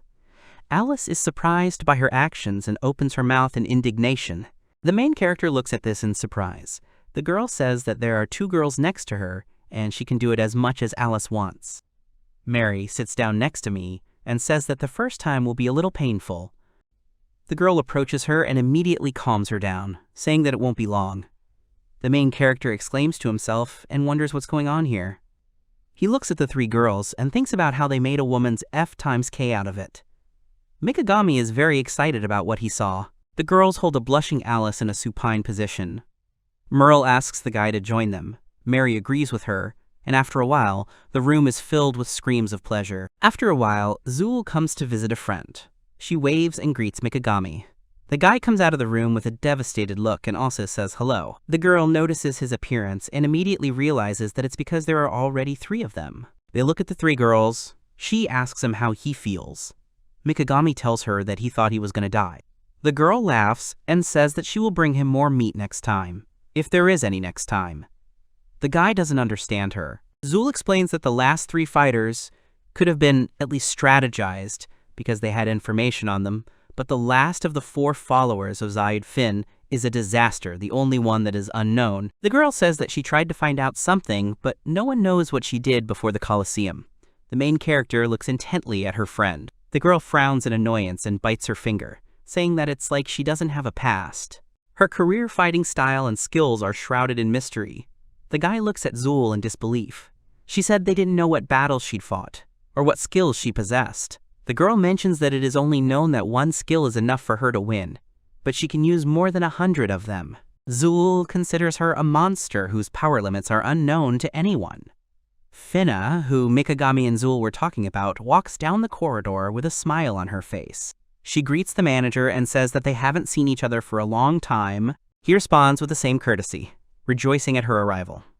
The girl asks him if there are any new funny trinkets. Numerous display cases display jewelry and artifacts. The man says that something interesting came in the other day. Suddenly, they hear laughter, which interrupts their conversation. The girl turns her golem in the direction of the sound. Finna sees a man holding a piece of jewelry and says that this ring also looks good. He wants to try it out, which is what he tells the store employee. But the seller says that they don't do that, and I try to stop him. The customer exclaims in surprise and says that he should not buy an unverified product. Finna and the salesman watch the exchange between the men. The girl asks him who it is. The man tells her that it's the one who went up on Mikagami. The girl asks him again, not understanding what he means by raised, and the man apologizes, saying that, probably, she is uncomfortable with this topic. Finna waves her hand with a small smile and says that everything is fine and he can continue. The man explains to her that in the match last week and the week before last, some viewers bet on Mikagami. Disaster exclaims in surprise at his words. The salesman goes on to explain to her that many of them have turned into real rich people, and now plebeians have become regular visitors to expensive stores. He says this guy is new to the Coliseum and he made his first bet on Mikagami. The girl laughs and says that she understands everything. She blithely says that they were unlucky. The man looks at her a little in disbelief and thinks that she does not care at all about the loss of her colleagues. He notices that she's acting like her usual self, and she really doesn't seem interested in it at all. Finna shows him one of the items and asks if it's a new vambrace, which is a good thing for her experts. Suddenly, she is called out disrespectfully. The man looks at the bracers Finna is holding and says it's a good thing, and it will look great on his beautiful bodyguard. He points a finger at the girl standing behind him. Finna ZLO looks at him, but the salesman calls out to her in fear and bows in front of her, asking her not to do it here. He's shaking all over. The girl looks at him in silence. Finna says that she will go home because it is not appropriate to go shopping in the company of monkeys. The girl turns to leave the store, but the man exclaims questioningly, annoyed at her words. He angrily shouts after her, asking who she thinks she is. The seller tries to stop him, still trying to show the customer respect. The store door closes, and Finna says goodbye. After a while, the girl walks along a busy city street. Without turning around, she asks the man behind her with indifference in her voice what he needs. He says that he has not yet thanked her enough for calling him a monkey. She is surrounded by bodyguards hired by this man. The man says that for one thing, he will test new artifacts and throws a ball of lightning and a fireball at her. Attacks fly at the girl, but she dispels his skill, while remaining completely calm and does not even open her eyes, thereby showing her confidence in victory. The man exclaims in surprise. The girl says that everything is clear to her, and he uses ball lightning thanks to the equipment, and, judging by the form, this is a second-rank power. Finna thinks it's amazing. The man looks at her in surprise, and asks how she dispelled his skill. The girl just smiles horribly at his question. After a while, the burned bodies of the girls lie next to her. The man lies on the ground not far from her and cries, sobbing. The girl turns the ring in her hands and says that the power does not weaken even with continuous fire. Finna thinks it's convenient. Suddenly, the ring breaks in her hand, and she says that it is tuned to the owner. The girl apologizes for breaking it by throwing the fragments of the ring back, and says that for the fact that he agreed to participate in the experiment, she will tell him 3 secrets. The girl says that the first secret is that any elemental skill can be destroyed by hitting it with a weak analog. If you hit it with half the power, it quickly disappears without leaving a trace. The second secret of the girl is that she is a library of wisdom, Finna Catastrophe. Horrified, the man realizes who is standing in front of him and asks if she is one of Zaid's 4 henchmen. The girl says that she has 108 skills, and naturally among them there are 7 basic elements, and she has many other interesting skills. The man apologizes to her and says that he did not know since the first time in the Coliseum. He is in the eaves before the power of the girl shouts that next time he will bet on her because she is the strongest. Finna chuckles and thanks him, but she says she's not done yet. The girl says that she has a third secret, and that is that she is only interested in experts with skills. That's why she hates stupid, pumped-up people like him. The girl conjures a skill in her hand and, with sarcastic politeness, asks him to die. The man looks at her in horror and screams loudly in fear and pain when the skill hits him. After a certain amount of time, the main character and Zul sit at a table and discuss skills. The girl asks him to listen to her and says that even geniuses do not have more than 5 skills. Mikagami notices that Mary has 2, Merle has 3, and Alice has 1. She agrees with him and says with a strained look that Finna says she has 108 of them. Zul believes that this is beyond the logic of this world, and she is a non-standard monster. Mikagami opens her eyes wide in fear and imagines the disaster to Finn in horror. Devushka laughs, holding her head with her hands, and says that neither her origin, nor character, nor age is unknown, and she can't find anything about her no matter how much she searches. The girl says that the only thing they can rely on is that according to her, she has 108 skills. Zul recalls that she won matches with different skills during this time, showing only 8 of them. She also said that she loves skills, and that's it. The guy thinks about it. The girl asks him if he's okay. Mikagami calms her down and tells her that he's fine. Zul asks what he will do next. She believes that this is the worst opponent of all, which is what she tells the main character. Dejectedly, he agrees with her. The main character thinks that before this, he used ready-made strategies, invented thanks to the information received, but this time the problems are not just strategy and not in its skills. He doesn't have anything to describe her personality. The host enthusiastically shouts into the micro-framework that exactly 1 week has passed since that event, which means that today's final match will be the battle they have been waiting for so long. All the spectators of the Coliseum are looking forward to the start of the fight. The girl solemnly announces the 2 opponents of today's match and shouts that now Mikagami and Catastrophe will fight. The crowd makes an expectant noise, cheering. The host says that both fighters are preparing to leave. Zul had also come to watch her new friend fight the last of the 4 Sky Stakes, Zaidi. She's sitting on the podium, waiting. In the waiting room, Mary calls Mikagami by name and, a little embarrassed by her words, asks her to be careful. He reluctantly agrees with her. Merle says he could even beat Alice so they don't have to worry. Mary looks at her dejectedly. At parting, she touches her lips to his cheek, which causes the main character's face to turn red, and Mary shouts at her friend in displeasure. The girl says she doesn't doubt him and just doesn't want him to get hurt. Merle just smiles back at her. The guy is perplexed by their argument and chuckles a little at it. Suddenly, Alice turns to him too. He looks at her and points a questioning finger at himself, surprised that she called out to him. Kirkus slaps his face with the palm of her hand. The guy in bewilderment grabs the bruised spot with his hand and cries a little. The girl is angry that he dared to defile her and asks him to play as soon as possible so that she can admire his body. Merle and Mary look on in surprise. Alice calls him a bad person, and the guy inwardly gets upset and angry at her, but outside he calmly exhales to calm his feelings and says that he has to disappoint her. The guy puts his hand on the door handle and says that this is just a game, and in games he very rarely loses. The girl arrogantly turns away, folding her arms across her chest, and Mikagami leaves the room. The host shouts in anticipation that everything is starting and says that everyone knows him as the weakest gladiator. She says that he has 3 wins in 3 matches and introduces Mikagami Koji to the public. The crowd cheers loudly at the sight of him. The girl introduces the main character's opponent and says that she is the last of the 4 heavenly queens of Zaid, the Librarian of Wisdom. She has 8 wins in 8 matches and is a finished disaster. It is also accompanied by the cry of the crowd. The host shouts that both gladiators are accompanied by the roar of the stands. Zul covers his ears with his hands and shouts at everyone to shut up from the loud noise from the Coliseum audience. Suddenly, Merle spots her in the crowd and calls her by her first name. Zul greets her and is surprised that she decided to watch too.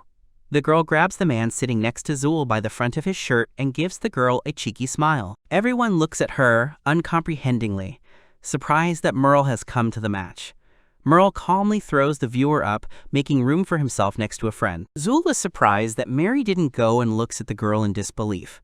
She casually explains to her that she said that she already believes in him. People in the back are looking at Merle and whispering. Some call her Mikagami's maid. Some are surprised by her body. and some curse everything and say that they are jealous of Mikagami. Merle herself ignores their words and hopes that he will be all right. But the girl thinks that she stayed in the room to meet him first. Zul says it's all clear to her. Suddenly, the girls hear loud shouts from the side of the people who support Mikagami. One of the men shouts that love at Mikagami. The second one hopes that he will win this time as well. Even a flag with Mikagami's face painted on it is visible in the crowd. Another man shouts that if he wins, then he won't have to work anymore. The people who sit at the top of the stands disdainfully refer to these people as the Mikagami Ascenders. One of them points a finger at them and says it looks like they've put all their money back on him. Another calls them fools because they do not understand betting. He invites his friend to take a look at the forecast, who looks at the paper with interest. The man is surprised to find a ratio of 2 to 95.2 and exclaims loudly. He says that despite Mikagami's success, the administration is confident that Finna will win, and judging by his experience, this is clearly not easy. Zaid grins arrogantly as he looks at the arena. To herself, she turns to the main character and gloats that today he will come to an end. Finna finds these screams disgusting and asks the guy if he thinks so too.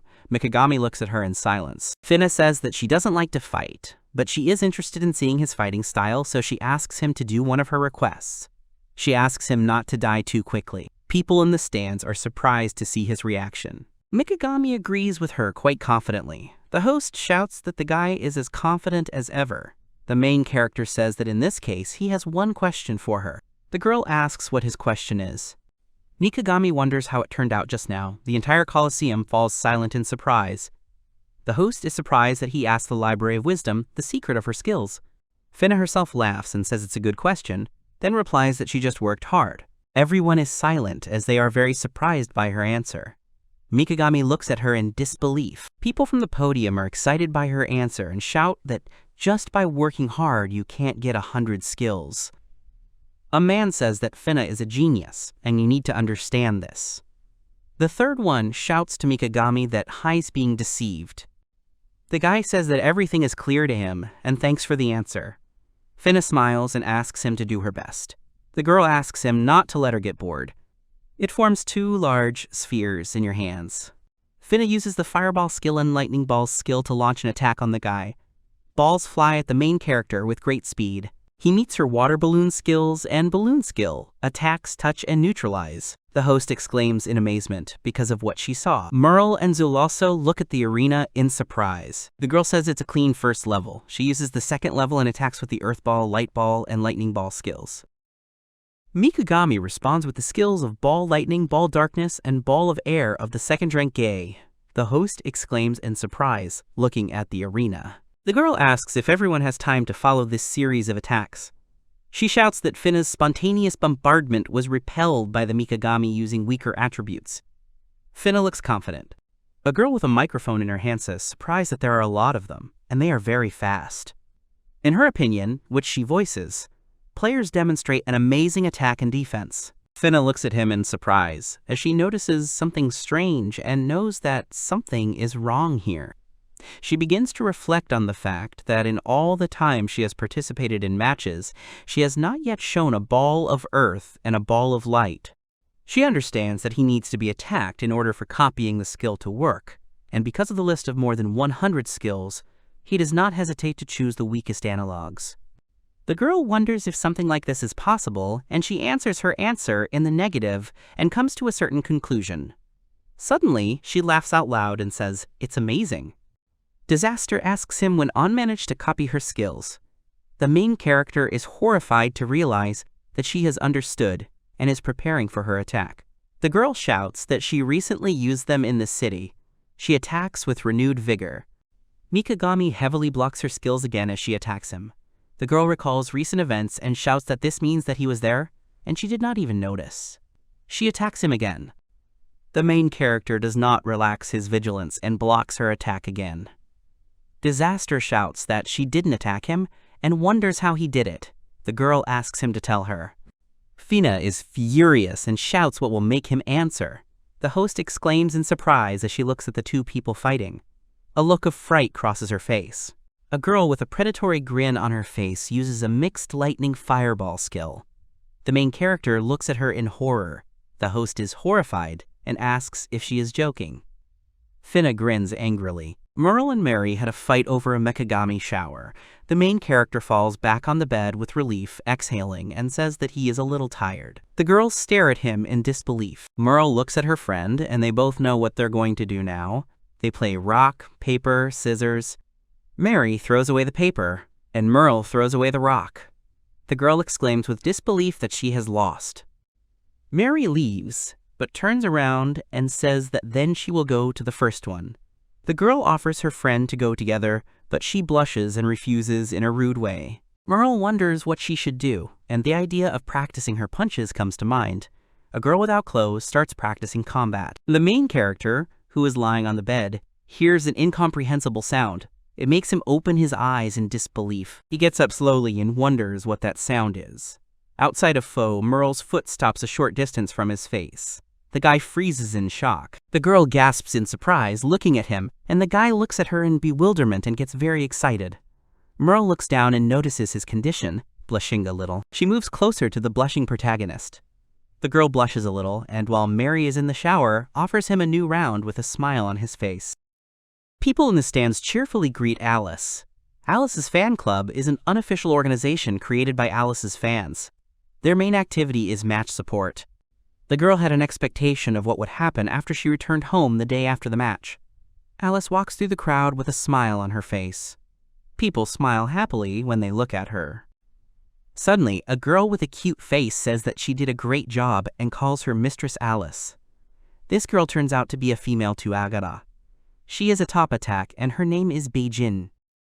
Beijin isn't sure what she's saying, but if she doesn't mind, she'd like you to pluck these flowers for her. The girl hands Alice a beautiful large bouquet of roses.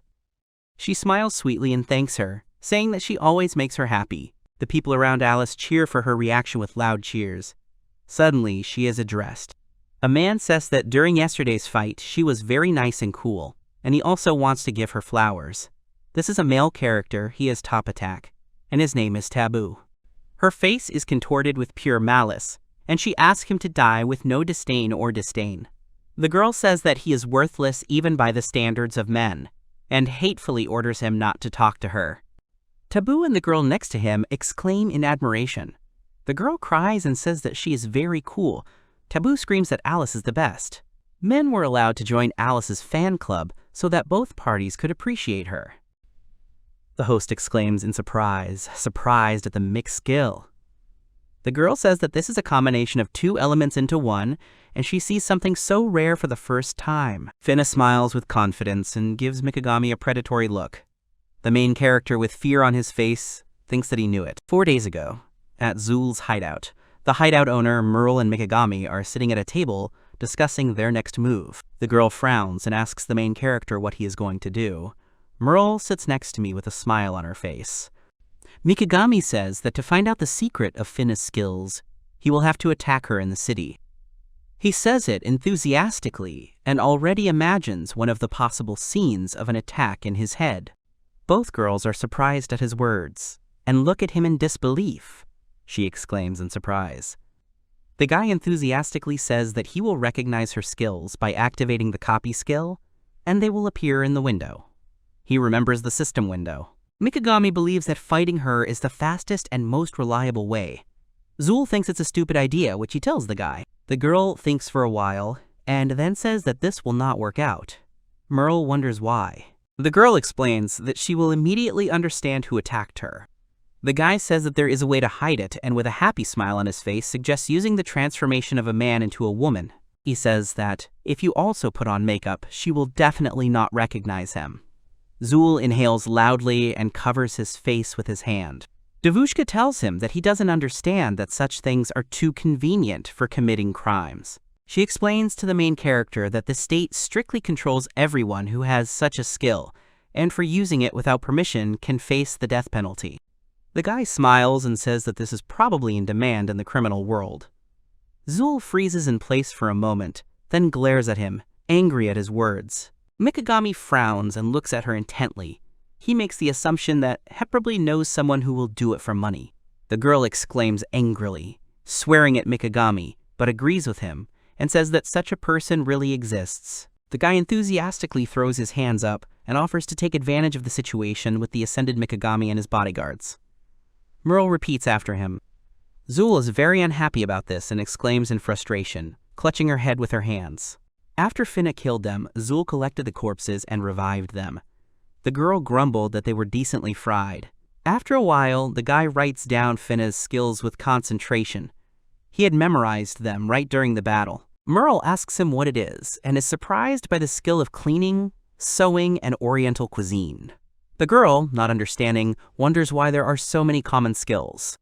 Next to him, Zul also looks at the skills written down on the paper in disbelief. The girl agrees with Merle, and the rumor notices that the fighting skills are contradictory.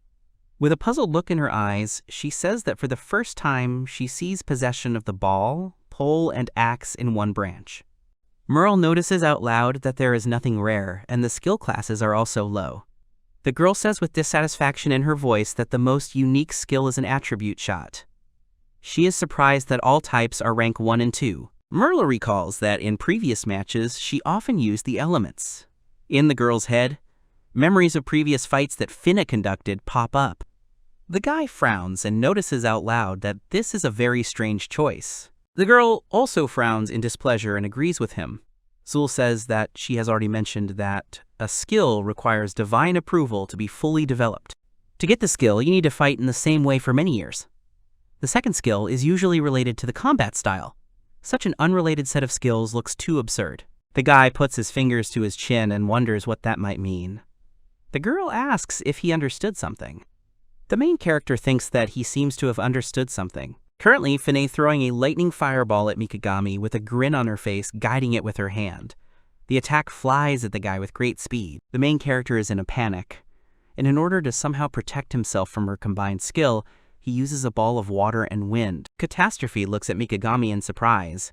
Techniques collide in the middle, and a big explosion occurs. When the smoke from the explosion dissipates after the attacks hit in the arena, the host is surprised that Mikagami also made a mixed skill. Everyone also looks at Mikagami in amazement. The guy thinks that now he is absolutely sure of his guess. The host shouts that this is brilliant and exclaims in surprise. Mikagami says that she is just like him. The girl looks at him in surprise, not understanding what he means. The main character, with a smile on his face, says that he is also a player who very rarely loses. Privately, he thinks Finna looks just like him. The girl's face breaks into a smile at first, and then she gives a creepy smile as she looks at Mikagami. He thinks to himself that he is sure that she is a gamer. Some time ago at the Zul hideout, the girl who sits next to Merle says that he sometimes says the word and asks what it means. The guy thinks about it for a moment. He explains to her that this is a person who plays by the rules of the game or something like that. Merle doesn't understand the guy and asks him again about the rules of the game. He explains that in other words, Finna learns skills and practices them. She thinks of it as a game. General skills can be acquired by practicing them at home.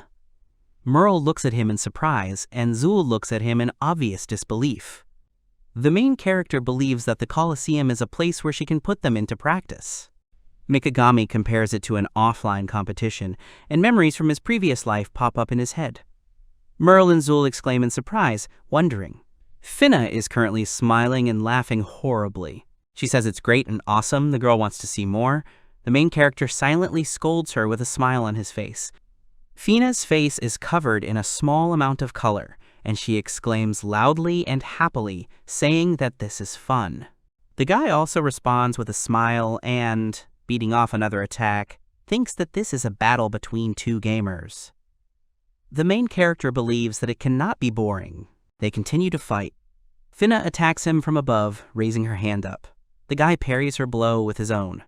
They both explored all the possibilities in the preparation phase. Calamity uses her hand to wrap up her strike, and the attack doesn't fly directly, but from the side. Mikagami notices this with a tense face. Finna and Mikagami tested various options and looked for new loopholes. The guy looks at the girl in a rage. When they met a really strong player, they used everything they had. Gladiators are thrown very quickly by many different attacks. The main character thinks about the opponent's goal, mood, intention, and dream, and that it is necessary to find out in a short time and hit. During their long fight, Finna's smile never leaves her face, and the guy constantly frowns and fights with tension. The main character thinks it's dangerous, but he's not going to give up. Mikagami jumps back a good distance to avoid being hit by Fina's attack. Zul, who is watching her friend and his rival fight, clicks her tongue in annoyance and frowns in displeasure.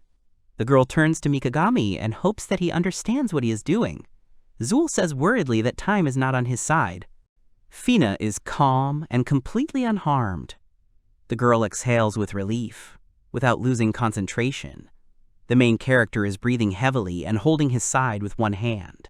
Disaster says he's done a good job of developing his skills. Suddenly, she wonders what he's going to do next.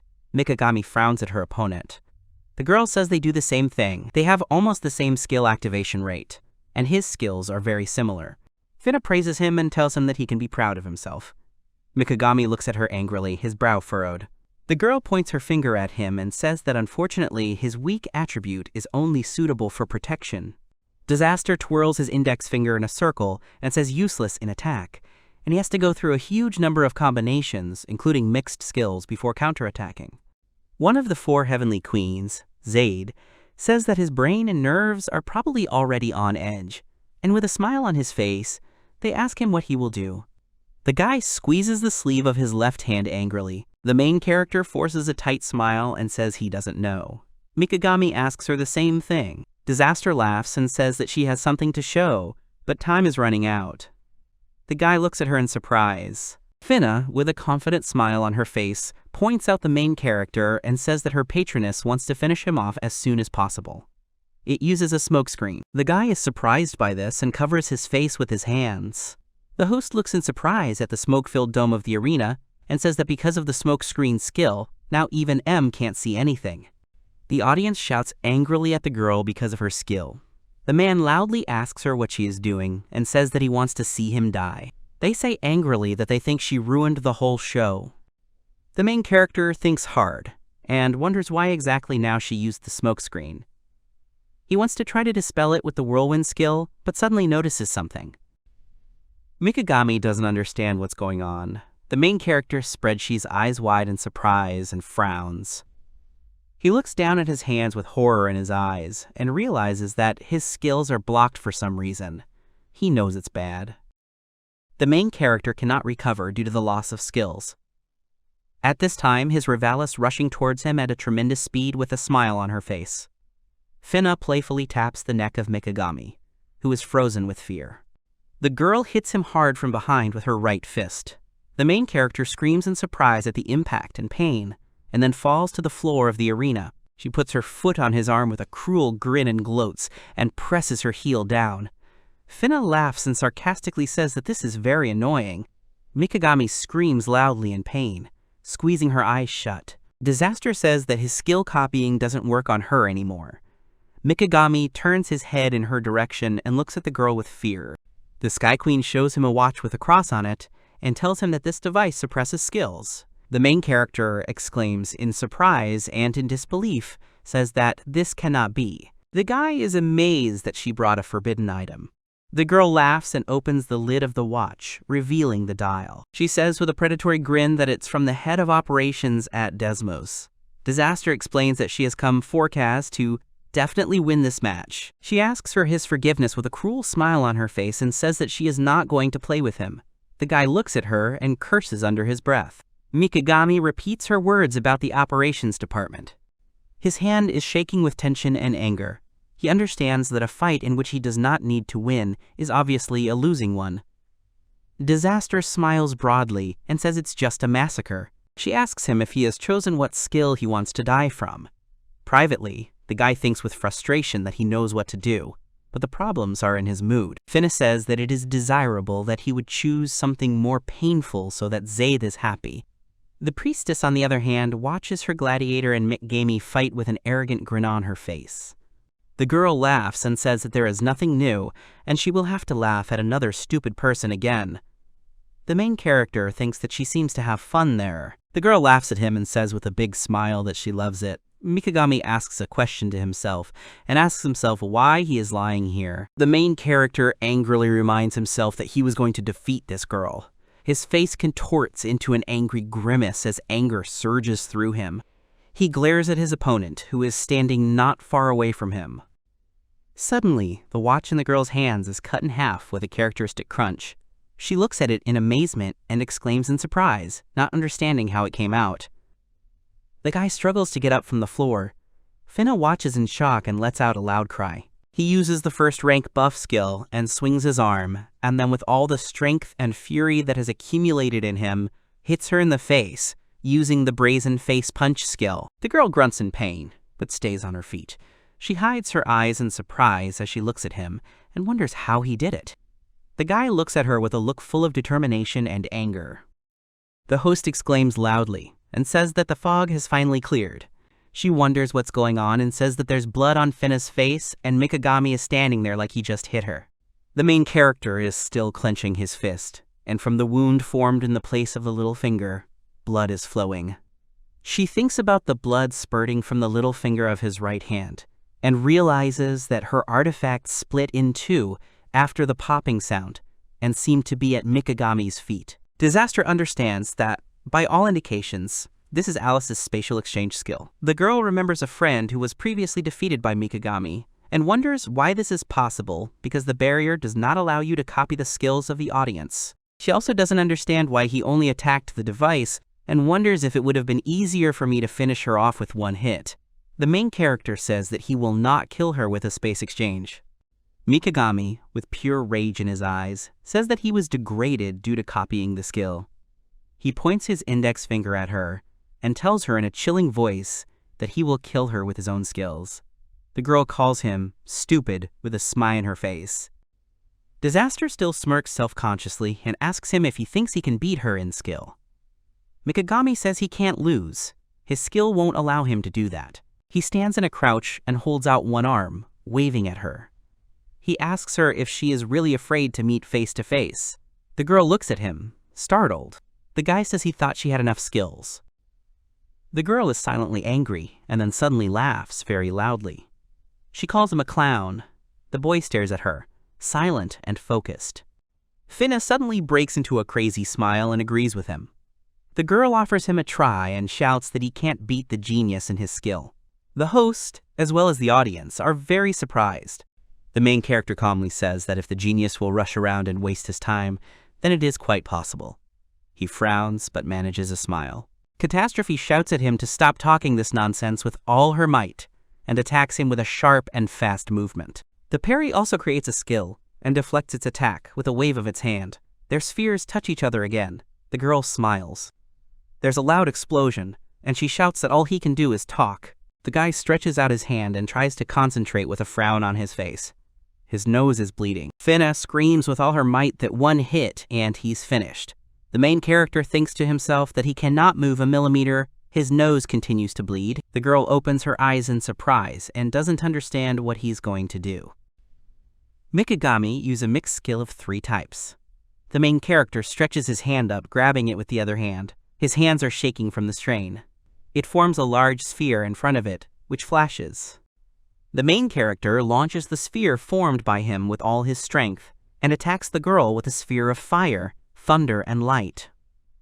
The mixed skill that the guy has is so strong that it leaves a trail behind. Finna looks at his attack in shock and opens her mouth in surprise. The girl stands there in shock and can't even formulate a question. She understands that he used her skills to combine them. She doesn't understand how he managed to keep all his skills in the air, because theoretically you can mix 3 elements, but even she can't keep the balance. She wonders how he even connected the weak copies. She looks in horror at the sphere of 3 elements and finally remembers that she needs to repel the attack. Finna thinks she needs to avoid it, then comes up with the idea of dispelling it, but wonders if the 3 types of skill can be dispelled. In the end, she doesn't have time to do anything, and Mikagami's attack hits her. The catastrophe is electrocuted with all possible force, and bright rays of light shine from the eyes and mouth. Defeated by Dev, Ushka is unable to stand on her feet and falls to her knees. The host looks at this in surprise and exclaims loudly in question. Merle and Zul are shocked, as are all the onlookers and Zaid, who opens her mouth in surprise. The guy sits down on the floor, leaning on his hands, and lets out a sigh of relief, closing his eyes. The host shouts that Mikagami used Finna's skills to create a mixed skill of 3 types. Everyone in the audience exclaims in amazement and a huge uproar rises in the Coliseum. Zul looks startled, and at first he can't even get a word out of his mouth. The girl wonders what it was. Merle blushes and covers his face with both hands, saying that he's never been able to do it in practice before. She laughs and looks at Mikagami, who is sitting on the floor of the arena. The girl's AYS that he was deliberately angry in order to exceed his limit. The guy chuckles nervously. Zaid is very angry. The people behind her stare at her in fear.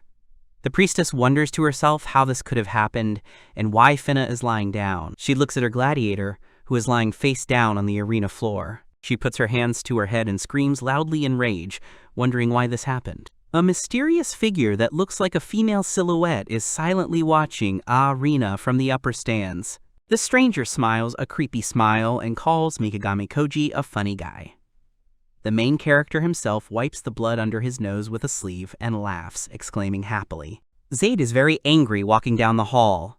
The woman clenches her fist in anger and frowns. In her heart, she scolds Mikagami and calls him a bad person. The priestess is angry that all 4 heavenly queens have been defeated. The woman bites her lower lip in an incredible rage and blood comes out of it.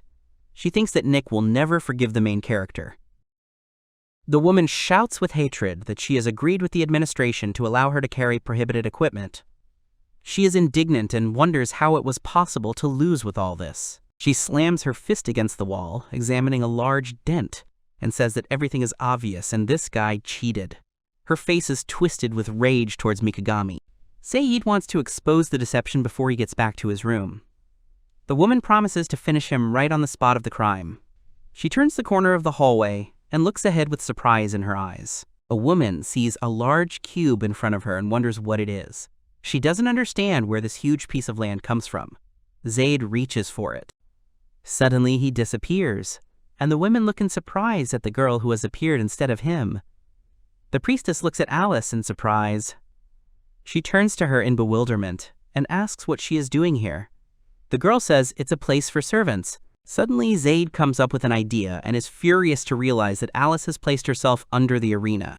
The woman thinks that this girl was right under Mikagami so that he could copy her skill and break the clock blocking his skills. The priestess realizes that the Colosseum's protective barrier is domed and does not go underground.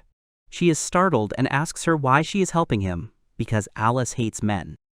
She blushes and looks away, annoyed. Zaid opens his mouth in surprise and thinks to himself that this can't be happening. Alice turns away from her and says that she doesn't care, because as long as he wins, she will live surrounded by many girls. Suddenly, a woman with hope in her eyes exclaims and asks her to wait. She says it's a foul, and if she tells the management, they can punish him. The girl repeats her words about the foul with a smile on her face. Alice doesn't agree with her. Zaid looks at her in surprise, eyes wide. Alice asks if she remembers the rules, and says with a smile on her face that the servant forbids me to dig in the ground. The high priestess's face contorts with rage again, and she glares at the former Sky Queen with hatred. She realizes with annoyance that there really isn't anything wrong with the rules. In the past matches, he didn't break the rules, and she's so calm because she has nothing to complain about. The girl crosses her arms and looks confidently at the priestess. She clenches her fist angrily. Alice turns around and says that, as she already said, she can't come here. The girl suggests that she leave before they notice her. The woman shivers with rage, swearing under her breath. Suddenly, Alice stops and turns half around to face her, a cruel grin on her face as she tells her that she can take her to their room as Mikagami's new servant. Zaid opens his eyes in surprise at the sight of the girl. The woman first trembles with anger, and then with hatred screams very loudly that she will kill her. She screams that she will kill them all, especially her. Alice looks at this with indifference and remains silent. Zaid furiously shouts that she will beat and tear her up, and she will answer for her audacity. The woman screams with all possible anger that she wants to make her beg for mercy. She promises her and swears by everything she has. Zaid gives his word that he will kill them. She looks at it with a smile and thinks about how great it is to be riding the winning tenant and making fun of the losers. She loves it. Alice laughs to herself and remembers that she once joined Zaid for the same reason. The girl goes forward and hears screams. Someone asks you to wait for someone. Alice is surprised to recognize these voices and realizes that they are Finna and Mikagami. She peeks out from behind a pillar and blushes a little when she looks at the guy. She looks at her old friend, who is tearfully begging him to stop and apologizing profusely. Alice looks at this in amazement and wonders what's wrong with Finna. The guy is already angry. Because of her endless whining, orders her to stop and go after him. He pulls the rope, and thus the girl behind him, and says that nothing can be done and such are the rules for a villa. Finna is still crying and says she doesn't want to be intimate. She asks not to be dragged there. The guy irritably tells her to shut up. Alice looks at this in disbelief, surprised. The main character thinks to himself that the other three were also not happy, but now you can't recognize her. He wonders if she doesn't like it that much. He looks at the tearful girl who doesn't stop crying. Suddenly, she asks him to listen. Mikagami turns around in surprise and looks at her. Finna mumbles a little and puts her index fingers together. She blushes and tearfully says that she is actually a guy. He is very surprised by her words and looks at nothing in amazement. Alice, who is still hiding behind the pillar, and Mikagami, who is standing next to Finna, exclaim in surprise at the same time. After a while, they all arrive at the 4th level room, which is beautifully and luxuriously equipped, and the guy sighs heavily. Mikagami says that he used the skill to transform himself from a man to a woman. Mary glares at him. Merle smiles kindly, and Alice sits frowning and displeased. She wonders if she's really a guy. Merle, a smile on his face, puts his arm around Finna's crying shoulder and presses her down. Merle frowns at her, and Alice clicks her tongue in frustration. The girl with tears in her eyes says that it is so. She threatens to kill her. The guy asks her how she got to the Coliseum. The girl explains that she is actually a relative of Zaid. She says he never wanted to work, instead preferring to experiment with skills at home. Finna recalls her past. The main character says that he is a recluse. Finna says that one day Aunt Zaid accidentally found out about it. Disaster recalls how Zaid got angry and turned to him. The guy understands that. Relatives found out that he is an otaku.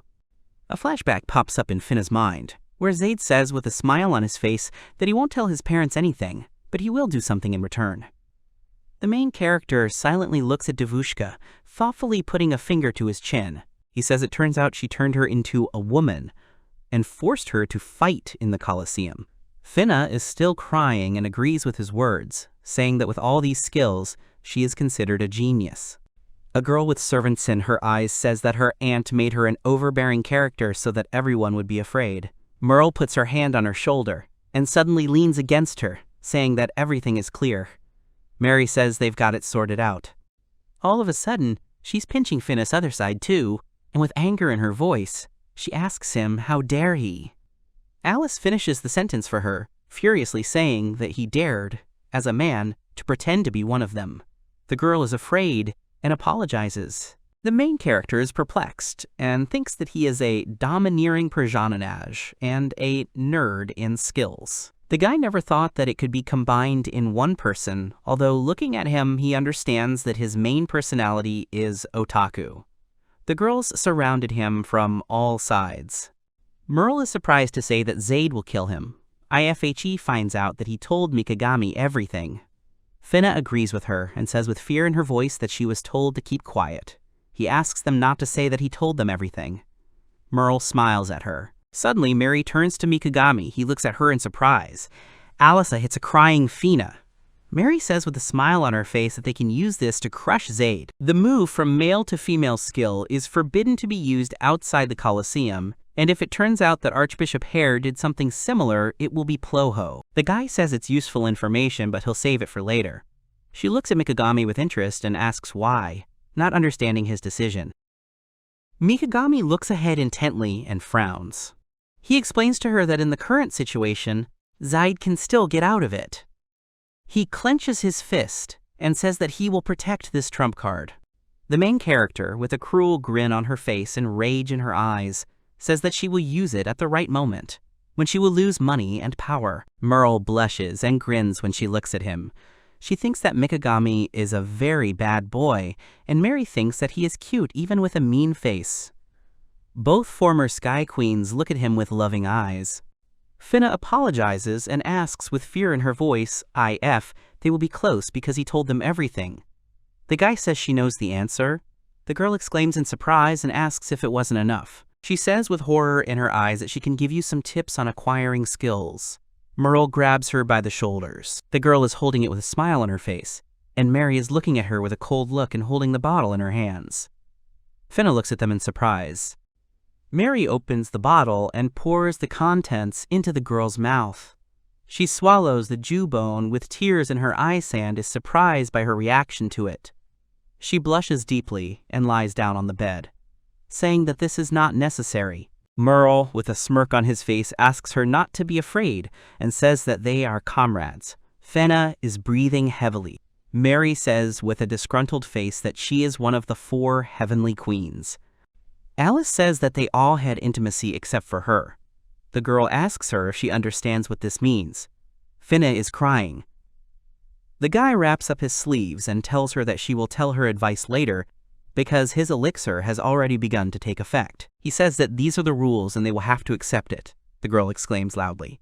Blushing, she points at herself and says that he is a man and they are of the same sex. The main character is indignant that he does not like it and asks if it is true. He says that he got his first experience with a beautiful bitch, then tried out a pumped-up cute girl and even a petite girl. They all blush at his words. Mikagami tears at his shirt and says that his tolerance level is already too high. Mary repeats his words about the level in bewilderment, and Alice repeats his words from tolerance. The guy says that now there is a girl in front of him, which means there are no problems.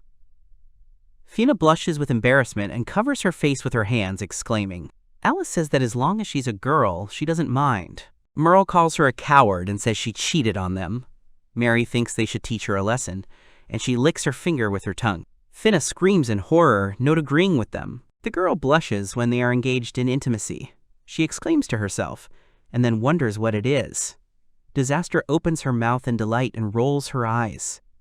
For the girl, it was unexpectedly pleasant. She believes that the elixir is to blame for everything and that she is a man, but this is the strongest feeling she has ever experienced in her life. The girl thinks that she can't lose, but screams with pleasure and gives up. After a while, Zul greets Mikagami and waves Ruko at him with a smile on his face. She asks an emaciated friend if he is still alive. He answers hesitantly. The girl laughs at him. The main character says that he was able to survive, giving them to Finn to be torn to pieces. The Zul understand him. A girl and a guy look inside the room. On KR, Ovati Finna says she can't take it anymore. Alice says she can. Merle tells her to just relax and have fun. The girl hands him a basket of food and offers him something to eat. The guy thanks her and accepts the food. Zul is already leaving, and Mikagami looks at her and is surprised that she's already gone.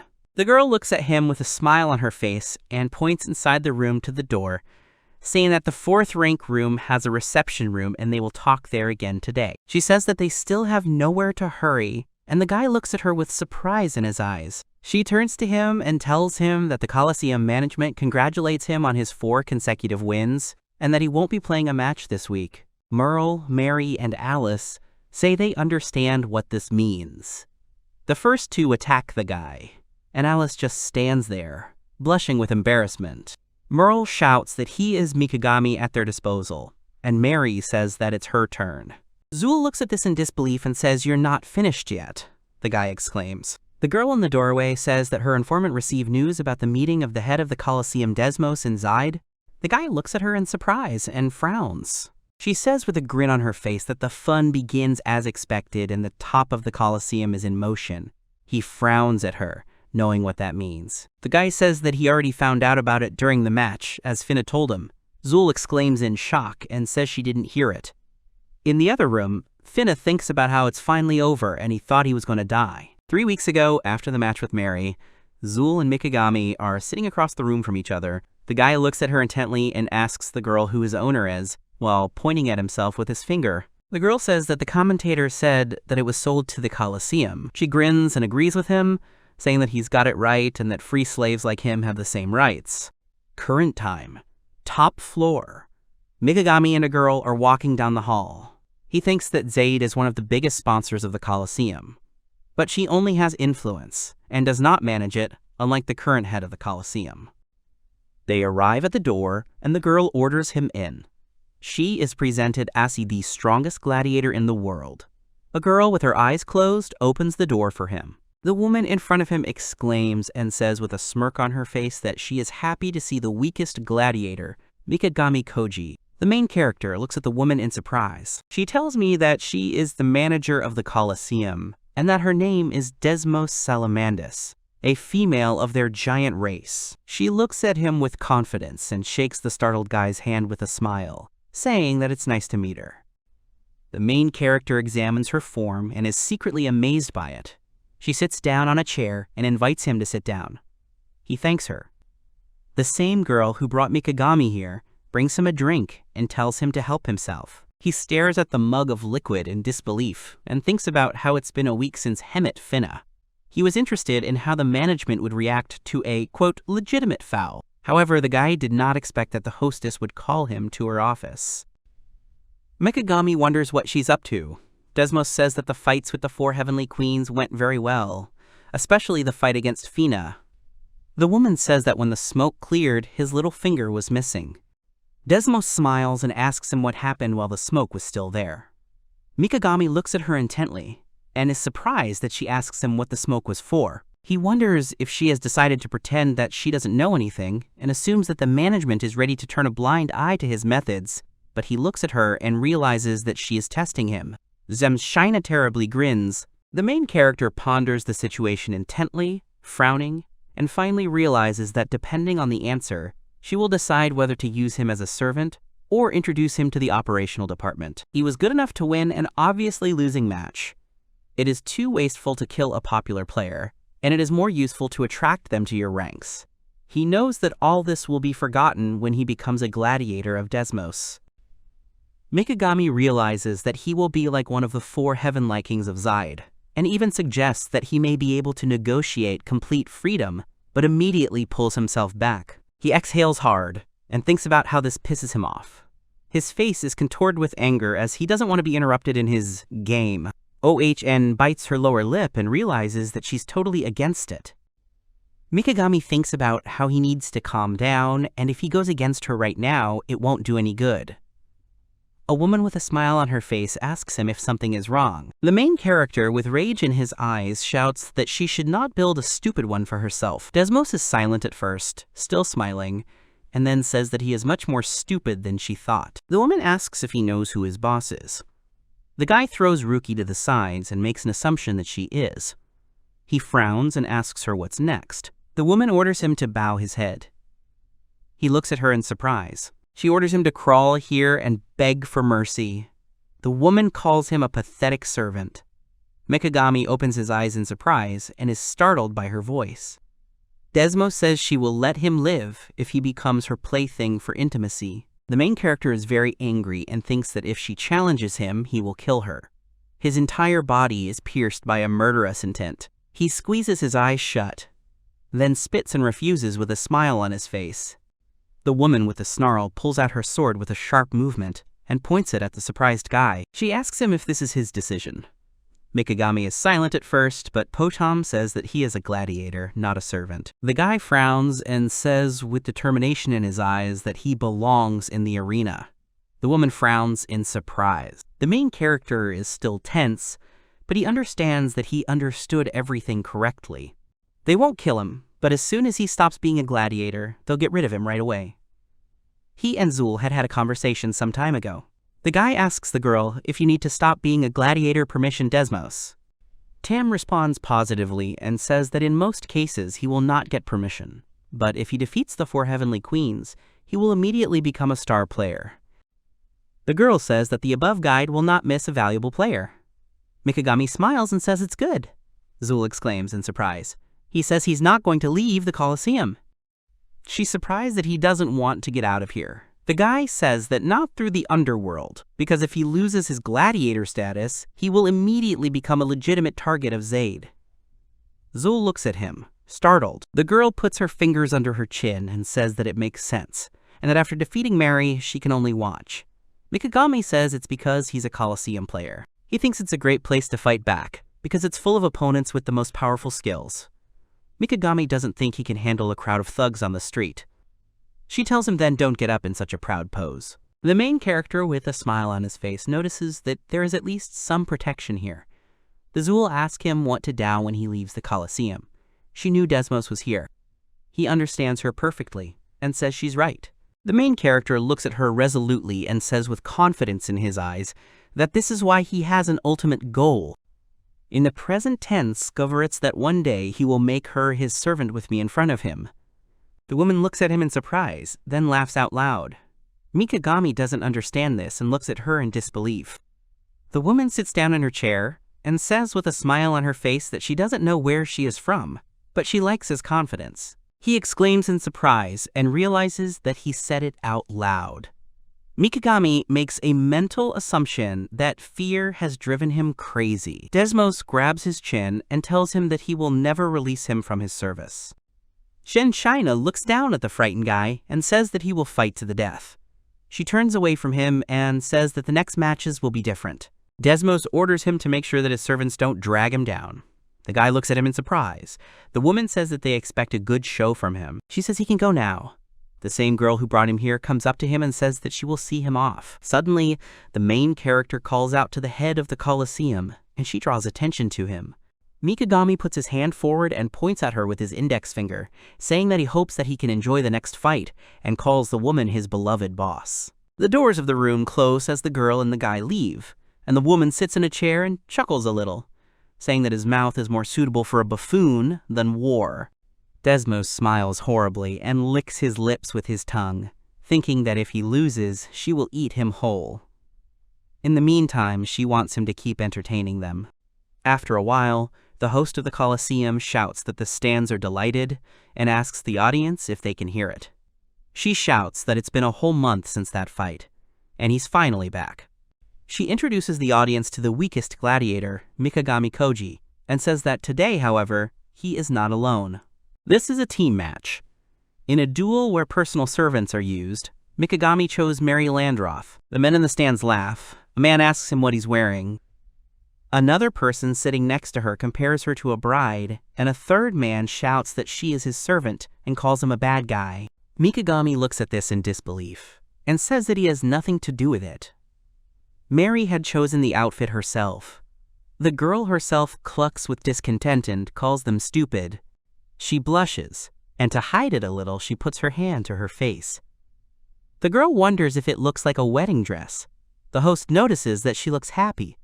The girl shouts that the owner of the weakest skill held 4 consecutive wins, and one of the former Sky Queens, Zaid. The host wonders who will be the opponent of this amazing tandem. Now the real dream team was formed. It included Mikagami with his 4 victories, and Mary, one of the 4 former Sky Queens of Zaid. All the spectators were incredibly happy to see this duo in the ring. All the people in the stands were guessing who would be the opponent of this strongest duet, and there were many assumptions, but it was unlikely that anyone could compete with them. The cheerful voice of the host began to talk about the appearance of opponents. As it turns out, they will be newcomers to the Coliseum, winning machines from an island nation in the Far East. This team turned out to be the legendary Ninja Suzu and the legendary Samurai Musashi Sasaki. They are full of excitement and ready to start the fight. They came to this place with only one purpose. None of the spectators expected to see a samurai and a ninja on the battlefield. But one girl had already heard about the samurai. It seems that she knows how strong he is. After all, it can't be that no one knows anything about them. The samurai then looked around the stadium. It seemed simply amazing to him. Sasaki was amazed by the view that opened up from the battlefield. A huge number of spectators were looking straight at him. Sasaki was very impressed. He turned to his partner and said that something similar should be done in their country, because they have a lot of samurai. Suzu reminded Mr. Musashi that samurai were not meant for show. In response to this statement, the man considered the girl a bore. At this time, the guy wondered why the audience reacted so much to the new team. Mary explained that Musashi and Suzu, who arrived, are mentioned in a book about famous warriors of the past and are characters in the, quote, Chronicles of 100. These heroes are insanely strong. Mikagami guessed that they were pseudonyms. Mary thought that was true. After all, people from another country couldn't just use their real names on the battlefield in the Colosseum. After all, Many have heard that these ninjas and samurai exist in an island state in the Far East. But these are almost legends. It seemed that few people really heard about them. Mikagami immediately wondered what Desmos had planned. At this time, the woman looked at the ring with eyes burning with excitement and waited for the fight to begin. Each time, she watched the guy with increasing interest. The girl in glasses reported that, according to data, in the recent war with Dumbledore, a neighboring state, Musashi had killed 500 fighters. As it turned out, it was nothing for him to kill such a number of warriors. After the information was announced, one of the spectators decided to express his opinion.